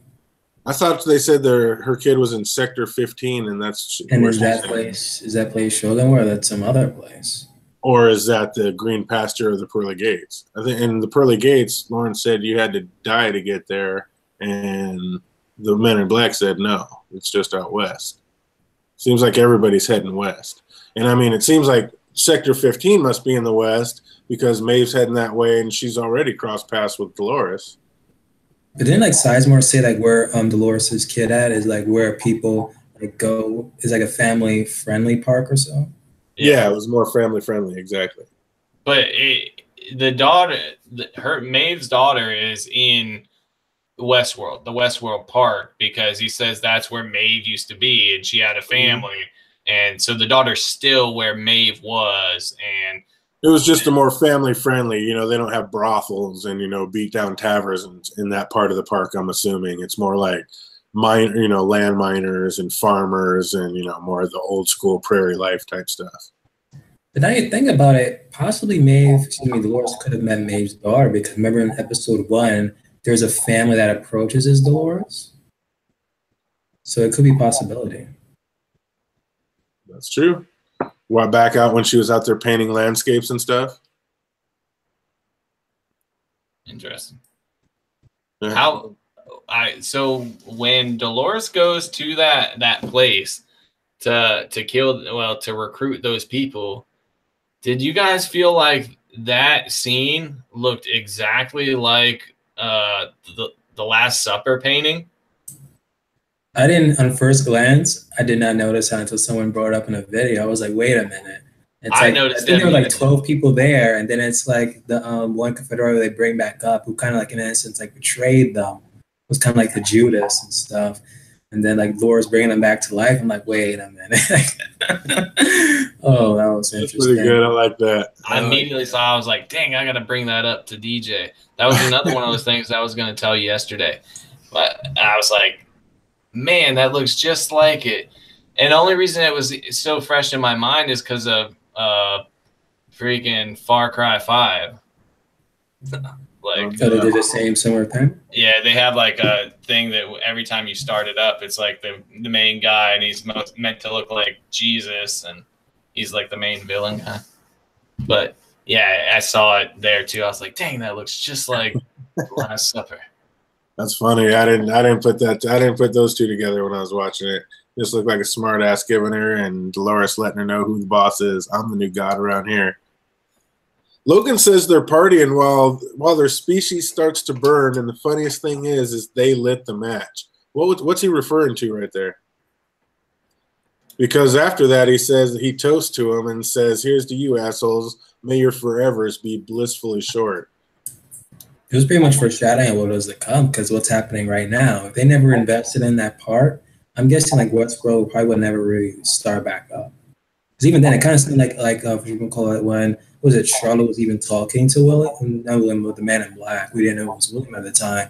It was like he had like a large portion of his share to the hotels company and stuff. So it's like, if it wasn't for that point where he actually convinced like the father-in-law to actually like invest, it probably would have never like start back up. So I'm guessing that's what he meant by it's like the Arnold death class. Mm-hmm. NBC decided it. I like that. I had a question. What like they said when we first see it, like in the opening season, in the very first one, and they go down like, stop, what are you gonna do? Decommission the boss? And it's Ford down there talking to old Bill, this old ass fucking host that can barely like he can't hold a real conversation. He said, the old hosts used to give themselves away just with a shake, with a shake of a hand. And yet when they went to go show this thing to Logan, like that whole party, he couldn't pick out, and he had no idea that that entire party was filled with hosts. So where's the timeline of when were these old Bill hosts out there in the park? And when did it switch over to be so flawless that by the time they got to Logan's family, everything was flawless and perfect? Or is that just a continuity problem with the writing? No, I think that was like in the very infancy, and because you got to think that how long it would take Arnold to figure all this out, to program it. It's not going to happen in a couple years. So the bartender's like one of the super early ones, but kind of where we start the story is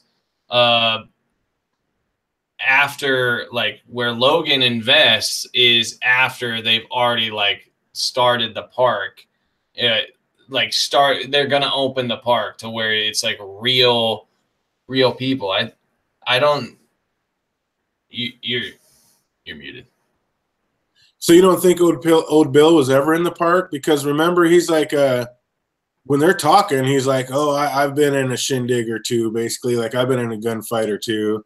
And Ford was like, oh, more than you know, which you have to assume that's because he was in the park and he was like the original Teddy in all these shootouts and let people get the drop on him, which wouldn't that be a functioning park with people visiting it? Yeah, but it's possible that like they needed investors to make more hosts like the ones at the party. Like they needed to get money like from people like Logan. So like it's almost like NPCs in video games where the ones that you're going to interact with the most, those are the most well done. Like you want all the pretty women to be real great looking hosts, but like a bartender at the thing, he can be kind of rickety at first, and you want to update everything to make it really immersive, so you need more investors. Maybe that's my thought. So you think it maybe he was in the park and it was just kind of a crappier park, and then by the time they got up to asking Logan's family for money, they'd worked out those kinks. But still, though, like the way Logan looked at these things, he's like, we're not here yet. Nobody's here yet. And if they had, an early version of the park, they would have known. I mean, you know what I mean? I don't think he would have been so surprised to see this AI technology like this if there was already something like that kind of existed. And they said they had been super quiet and confidential about it. And like before that party, they said, they were crazy confidential. Nobody knows about this, which again refers to that the park wasn't open before that.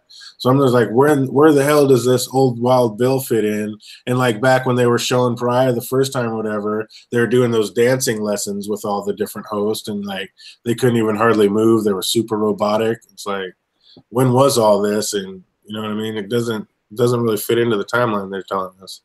No, I think it does. I just think that you invest your most money in certain hosts, right? Like the ones that are going to draw people to your park. Like you still have shitty ones that like aren't going to be as great, but you have to have some that are truly amazing. And maybe he was never even actually in the park. Like he might have been one of the initial hosts that they just were doing the AI with. Maybe it's just the way Ford alluded to, like, oh, you've been in more showdowns than you can remember, type of thing. Like Almost seems like he had been in the park and functioning for a while. But it could have been in practice. Maybe, very well, it could have been. But you have anything on that, BBM? What are your thoughts on that?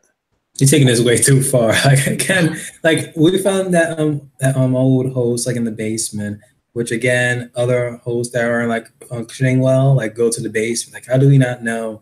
Like it was pretty much there this whole time, and then they just that same day they just brought him down and just just had like a simple drink with them.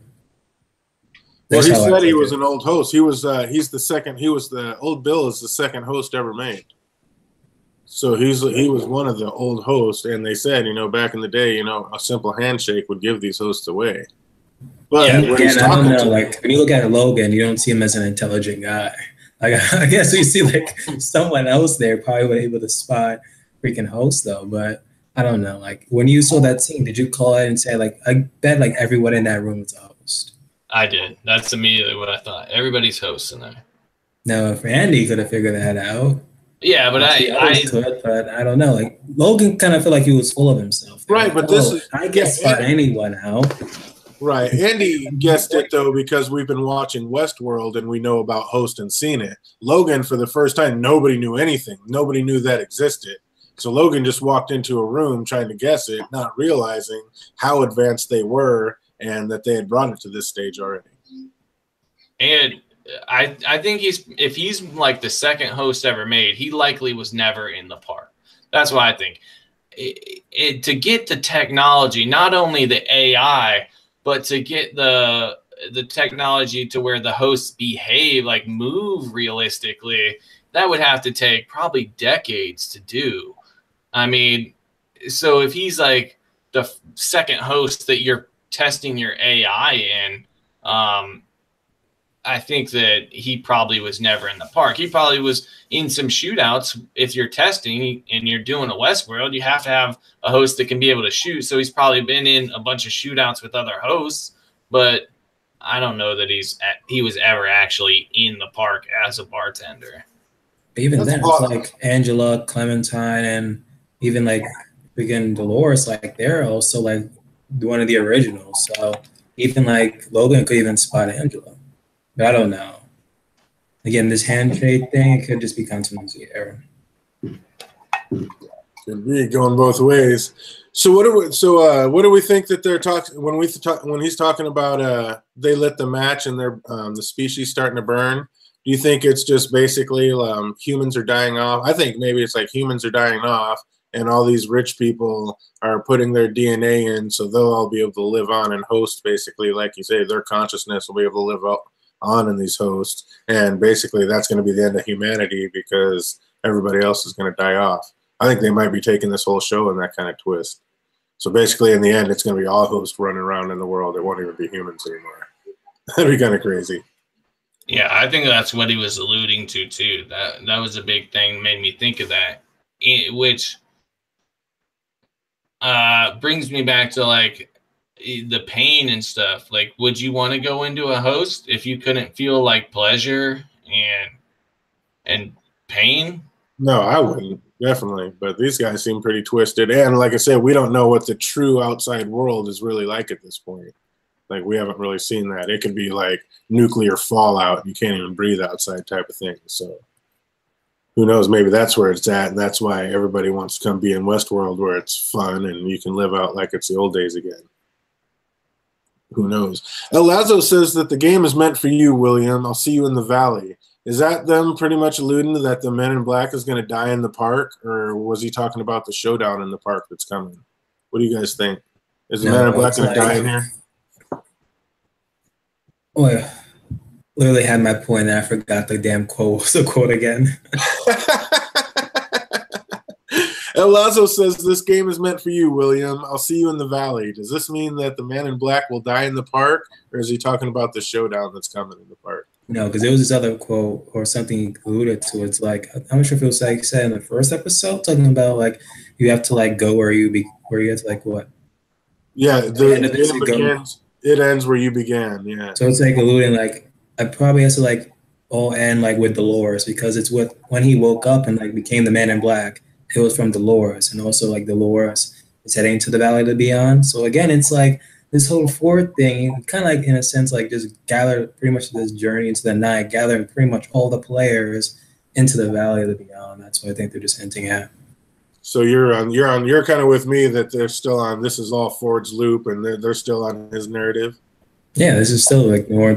Well, this whole like season is pretty much like this whole journey into the night theme that Ford was planning from the beginning. But you still disagree with that, Andy? I think that he knew what was going to happen. I think journey into night just means like the end of mankind. Really, journeying into your night, your sleep. We're going to be extinct. But I'm wondering if possibly the technology wasn't there for you to transfer consciousness, and Ford figured it out but didn't share that information with anybody, and maybe he's leading William to that, like because that's the key thing. Ford for a lot of the first season seemed really selfish, right? Like he didn't care about the host. He treated them like shit and like they weren't human. So maybe he had to make sure that the host could take over and we're going to stop being abused before he went into a host. You know what I mean? Before he put his consciousness in there, he had to make sure like that they were treating them right and acting right. Yeah, that the world was going to be favorable to host. So maybe Williams like heading towards that situation, like he wants the host to be free, but what's going to end up happening is he's going to go transfer his consciousness into a host and then be stuck on a loop. Like that would be what I'd be worried about if I was Ford, is if I could put my consciousness in there, could someone reprogram me if they wanted to? Like, could the technology be there that someone could reprogram me and put me in a loop, a constant loop? And I wouldn't like that. And to put William back in his loop that we see him in the beginning, where he's a pretend good guy, or he's a good guy and he's trapped by society. Like if you put him in a host body, he's trapped again. Like it ends where it began. You're trapped again. Could be. That's going deep. I like it. The deeper the better down the rabbit hole. The Man in Black says they're going to something that he built, and it's his greatest mistake. Do we have any ideas what he's talking about or what it is? What do you think, BBM? What did he build that's his greatest mistake where him and Lawrence are heading? It has to be like that information that he was talking about, like, oh, what we can like use this spark for, and it's like information, data, and stuff. So it has to be that knowledge that Dolores needs. And that's what she's going to this Valley and Beyond, the same thing that he built. So I'm guessing he's like realizing that with all these hosts waking up, that it can actually backfire on him. So now he has to like double back and just destroy that place. You agree with that, Andy? Because Dolores says the Man in Black showed her what it was, and it wasn't a place, it was a weapon.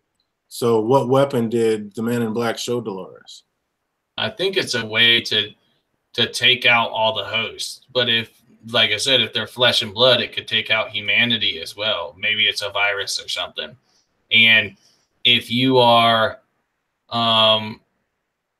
there's two possibilities with the Man in Black. Like if it's truly a weapon like that, and he knows now Dolores can remember, and now she's acting on her own accord, he would remember. He would be like, hey, I showed her that this weapon could take out, like this virus or whatever, could take out all of mankind. I want to get rid of it. I got to destroy that.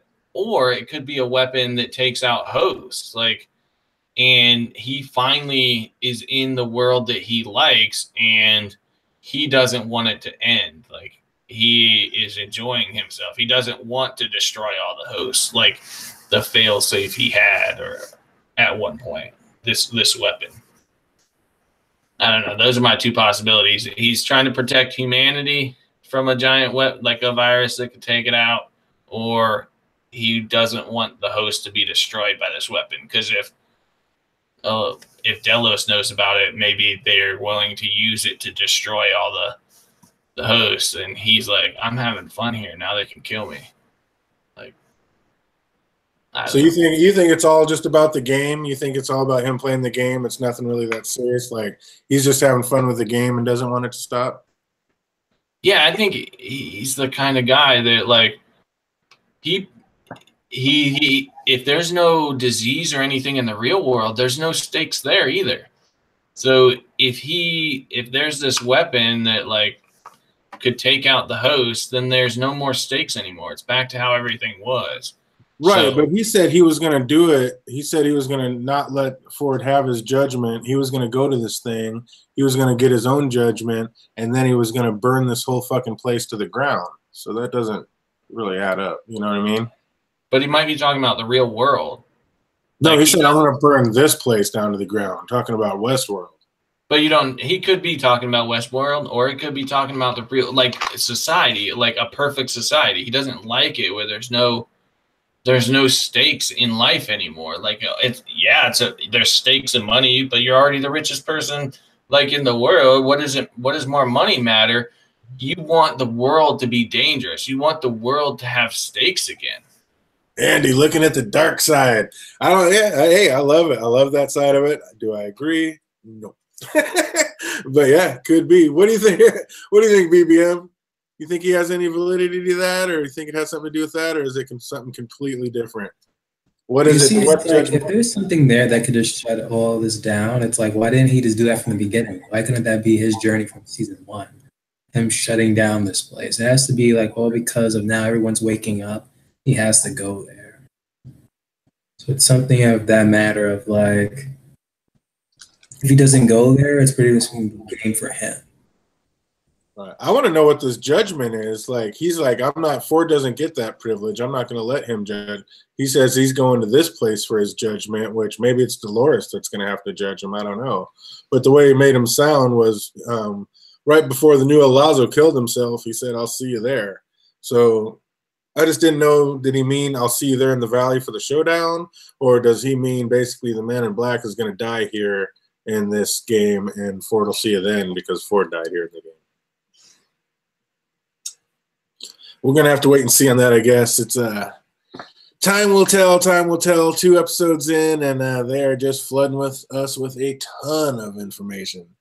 Is there any other questions you had, like, BBM, like between the first 2 episodes? Like, I know when Hale asked for the detraction and Delos said no, not until we received the package. But obviously when Bernard wakes up on the beach, you know, all the teams are there. I mean, does this mean that Peter Abernathy is out of the park? What do you think about that, BBM? Is Abernathy gone?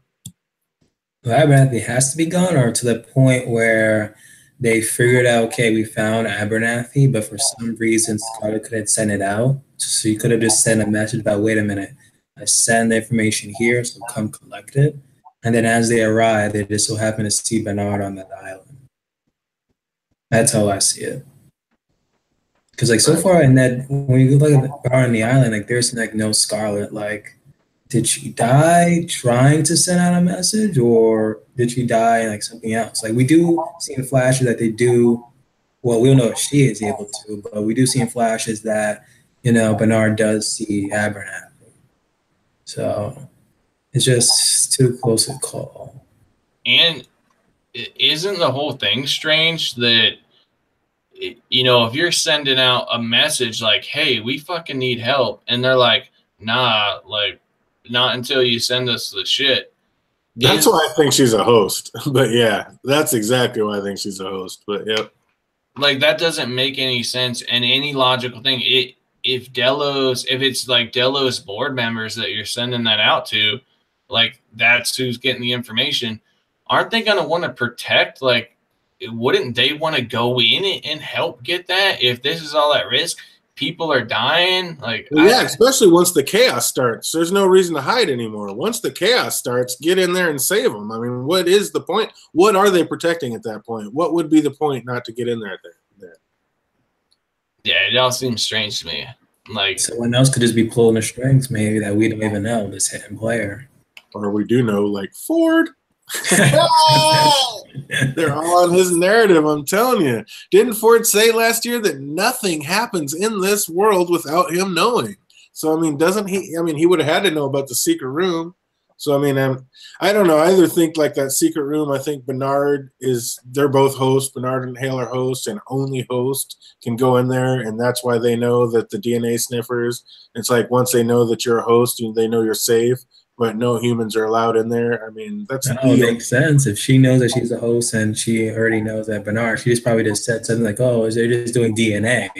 And then the host inside just like scanning just in case if someone got past the security, which looks like they kind of did. So they all could be just trolling us. The thing is we know that she's eventually going to find out he's a host because at the that flash at before the first episode, there was like a whole thing of, where they show what happens. Then she finds a bunch of Bernards. We saw that for a second. Right. Yeah, exactly. The flash in the preview. That's what I was talking about. And I think that's when we're going to find out that she's a host. Because I think the way they're trying to show us like that she's not a host and tried throwing everybody off was way back when Angela came in to have a meeting with her. Or not Angela, but Teresa came in to have a meeting with her. And basically she's like, yeah, come in. And she's basically having sex with Hector.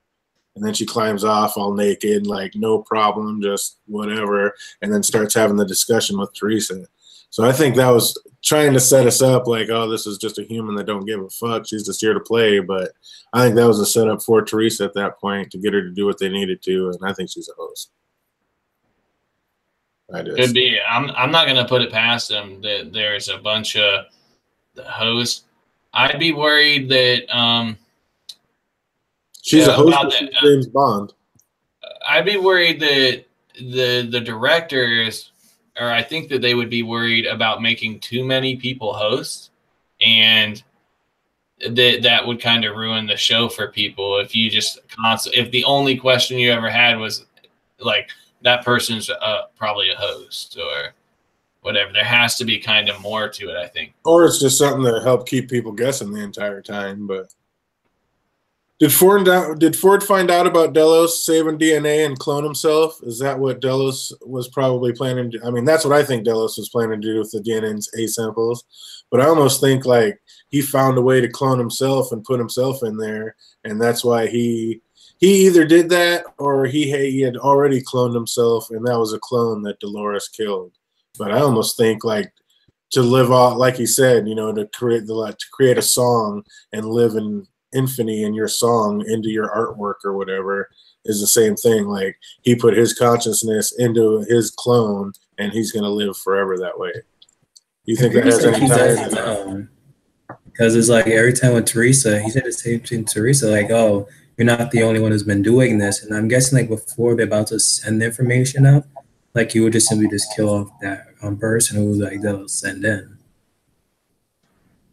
I think it's definitely plausible to what, like it's reasonable to expect that even, because I think they said last season that the hosts now have more computing power in their brain than we do.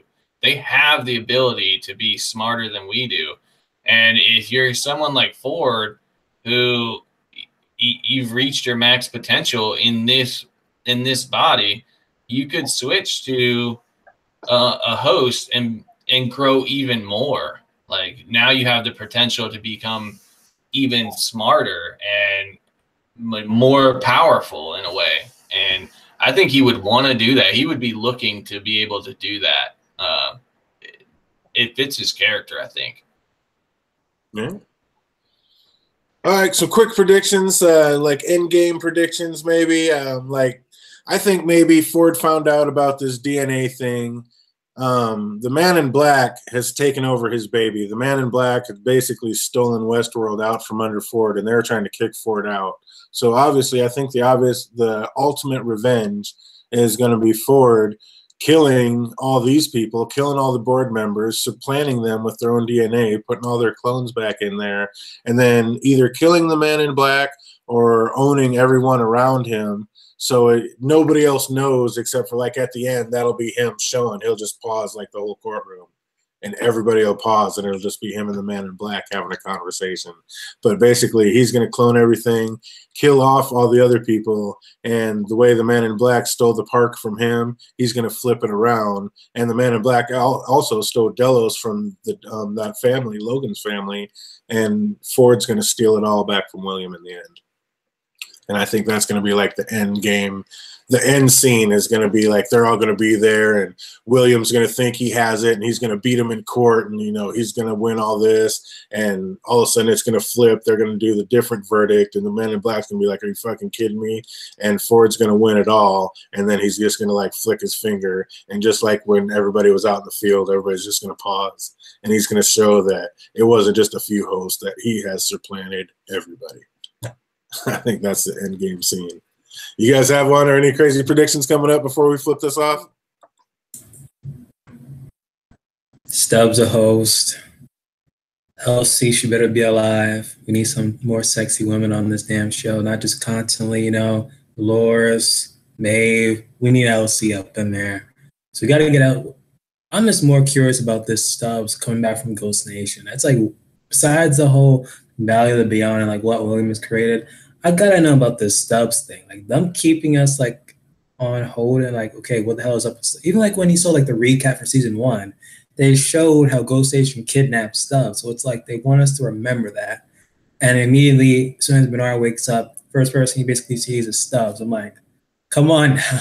There's no side conversation about, wait, this is why when all this stuff was happening 2 weeks ago, where was I? Since I'm kind of like head of security. Like, I don't know. That's like the one mystery I'm holding out to. Yeah, absolutely. And I think do those people know that Bernard is a host when they actually are talking to him on that island? Right.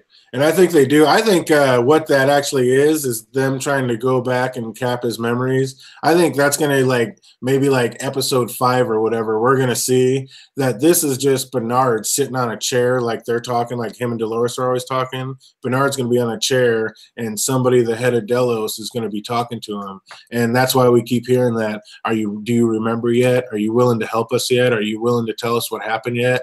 I think basically he's just sitting there being interrogated, and all these other scenes are like him walking through his memories, remembering what happened as it happened. And then, in the end, it's just going to be him in a room being interrogated. I think that's kind of where they're going with that kind of thing. Because we just saw the tiger in another preview. Like, we're going to see the tiger next week, and we've already seen the dead tiger on the beach. So we know this is a reoccurring loop, and he's already been there before, right?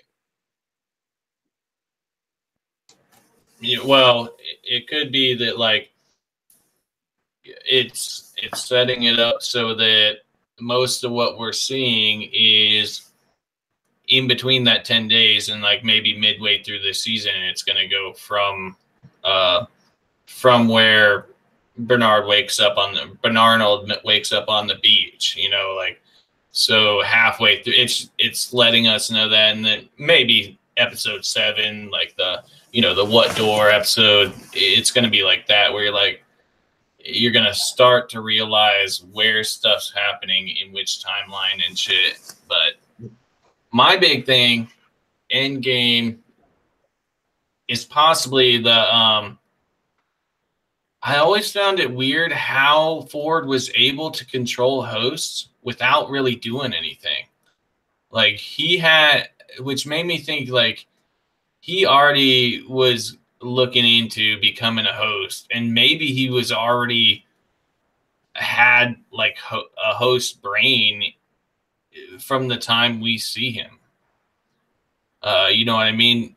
He was doing that already, because like when he's in that field, he doesn't really do anything and everybody just freezes.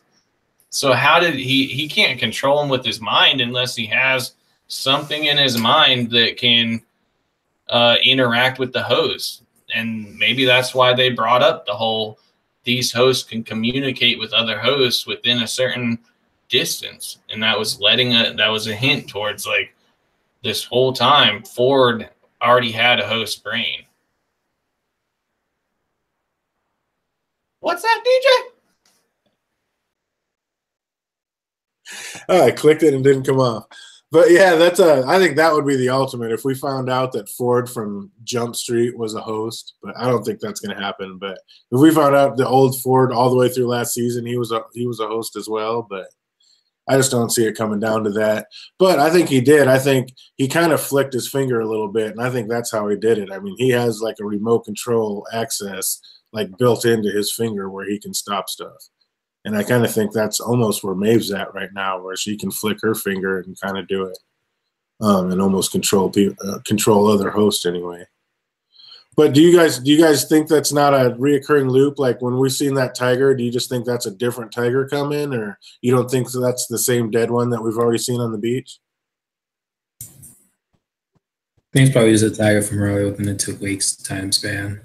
Not even, because even when they approached it, they were like, wait, what's this tiger doing here? It's supposed to be on a different park. Yeah, absolutely. And then we see the live tiger, in the bushes. Like maybe that's when he's first coming through. So it could be a different tiger, but I think that's just one more thing, them showing how many different time loops we have going on. Can you guess at all how many time loops they've shown us so far? Like how many timelines you think they have going right at the moment? So far, it's supposed to be the Dolores and Arnold, supposedly. Then looks like we're getting like young William again this season, and that who knows, maybe to see him for that episode 2, just for the build up of like the mystery, like he was the orchestrator, the creator of the Valley of the Beyond, but that's like another timeline. And then there's the timeline of the night or the day after like the incident where Dolores goes cray cray, and then supposedly 2 weeks later. So that's like what, 5-6 timelines right there. Are they doing this season? That's insane. It's like, how are you supposed to keep up with that many timelines going at one time? Last season was like what, 2? There has to be at least 5 that we know of. You got Arnold talking to Dolores from where from when Logan invests, where William is talking to his father-in-law.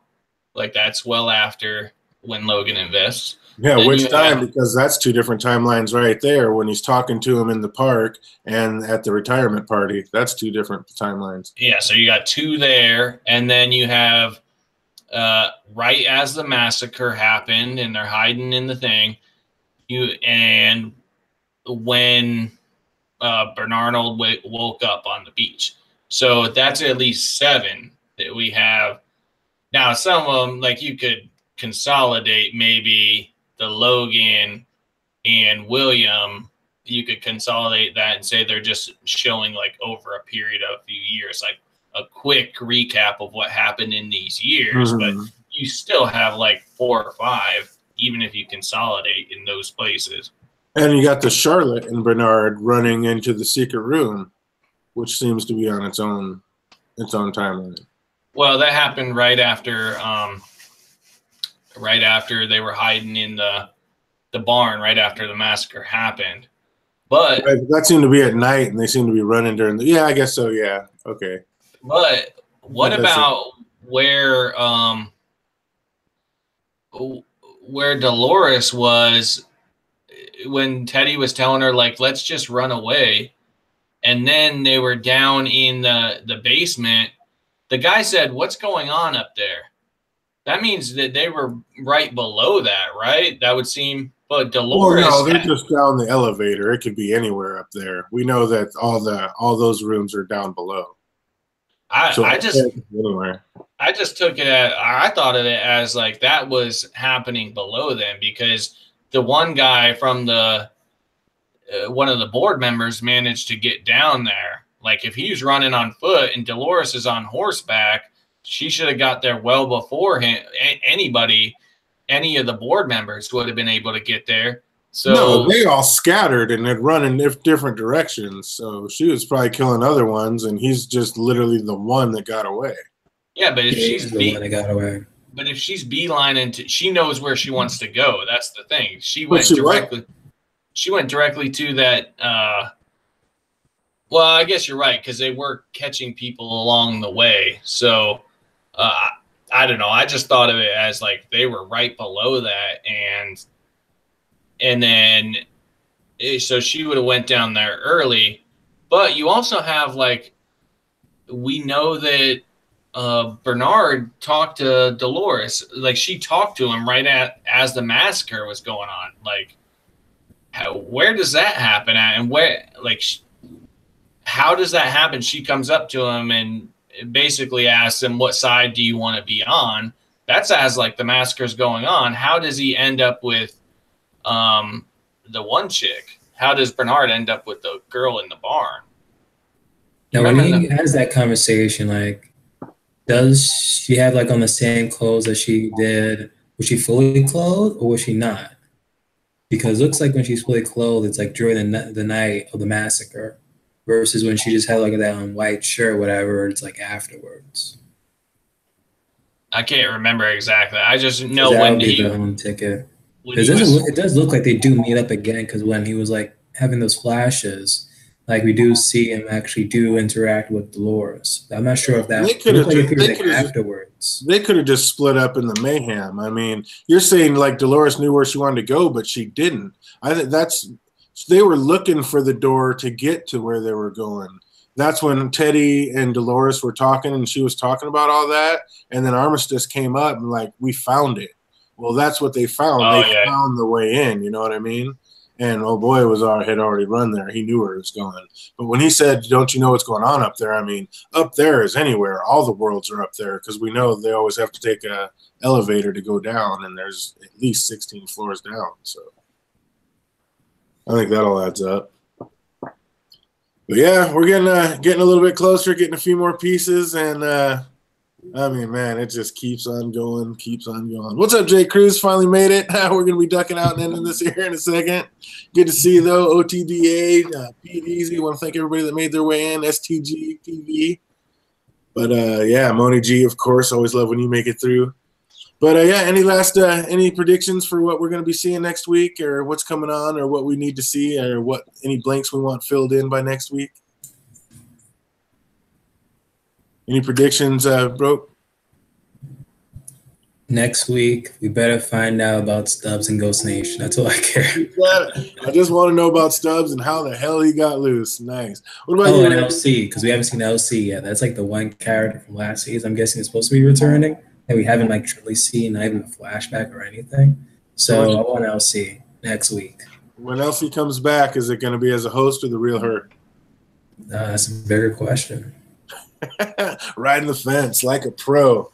What about it, Andy? What do you need to see next week? I think within the next couple weeks, I think we're gonna see Maeve finding out that Dolores killed her daughter. And if it's like a headshot, then that fucked up the computer. It's probably not much coming back from that. And we're gonna see Maeve going to a different park where Dolores hasn't already ravaged it, to get her an army to fight against Dolores. So that's where I think we're headed for, Team Maeve against Dolores. And I'm Team Maeve right here. For the time being, I want Maeve to, get her an army to take out Dolores, because we do know that, like, her cornerstone at the moment is that relationship with her daughter. As she's becoming more conscious, that seems to be her cornerstone. And if Dolores fucks with that, we know that Maeve has some fury in her. So I'm hoping to see that within the next couple of weeks, or that start to happen. Nice. Well, we're definitely going to be back. We're going to be back on schedule next week, and we'll be back at doing it on Monday. I'd like to try to do it, 6 Eastern, 9 Western, but things happen, and sometimes it gets pushed a little bit later. So it'll be between 6 and 9, somewhere in there, but we will definitely be back on track next week doing it on a Monday. But I want to thank my host for coming out, and my co-host coming out and doing this for me. David, BBM, what are you going to be doing for the rest of the week? What can the people wait to be seeing? Well, if you want to see my reaction / review of Westworld episode 2 that we were just discussing, I have that up on my channel. Also, this week, I'll be doing reactions to either the 100, to the originals, to Marvel's Legion, to Gotham and Supernatural. Cannot wait to actually see like Legion tonight after this, discussion. But thanks again for having me, DJ, and also Andy. Good to even just have played devil advocate to your devil's advocate. Absolutely. Thanks again for being here, and look forward to seeing you again next week on, once again, Monday. We'll be doing that for everybody that wants to come back and check it out. And Andy, what are you going to be doing? Just playing video games? Got anything else going on? And if you're playing video games, what's it going to be? I'm going to guess Witcher. Absolutely. I'm going to probably be playing Witcher 3 tomorrow. I'm going to start like showing mods, like how the different mods are, what kind of outfits and stuff. And I wanted to clarify that it's 9 Eastern and 6 Western time. That's why DJ's always late, because it'll be 9 Eastern. We can't trust DJ with his time telling. It'll probably be 9:30 Eastern time. It shouldn't be any later than we started tonight. That's we'll go with that. And thanks for having me on here. It was good. I like when we have differing opinions, and I like that I kind of got BBM to start to sway to, my opinion of Dolores, and it's always good to have someone on here that's not as hard-headed as me and is not going to just stick to what they think, and someone that's willing to change their mind. I like it. Absolutely. See, we cover all sides around here, both sides of the spectrum, and one who can toe the middle like a true champion. So on that note, we're going to take off, and once again, we will be back next Monday getting into episode 3 and seeing what else they teach us. And until then, I hope everybody has a good one, and we will see you around the way. So until next time.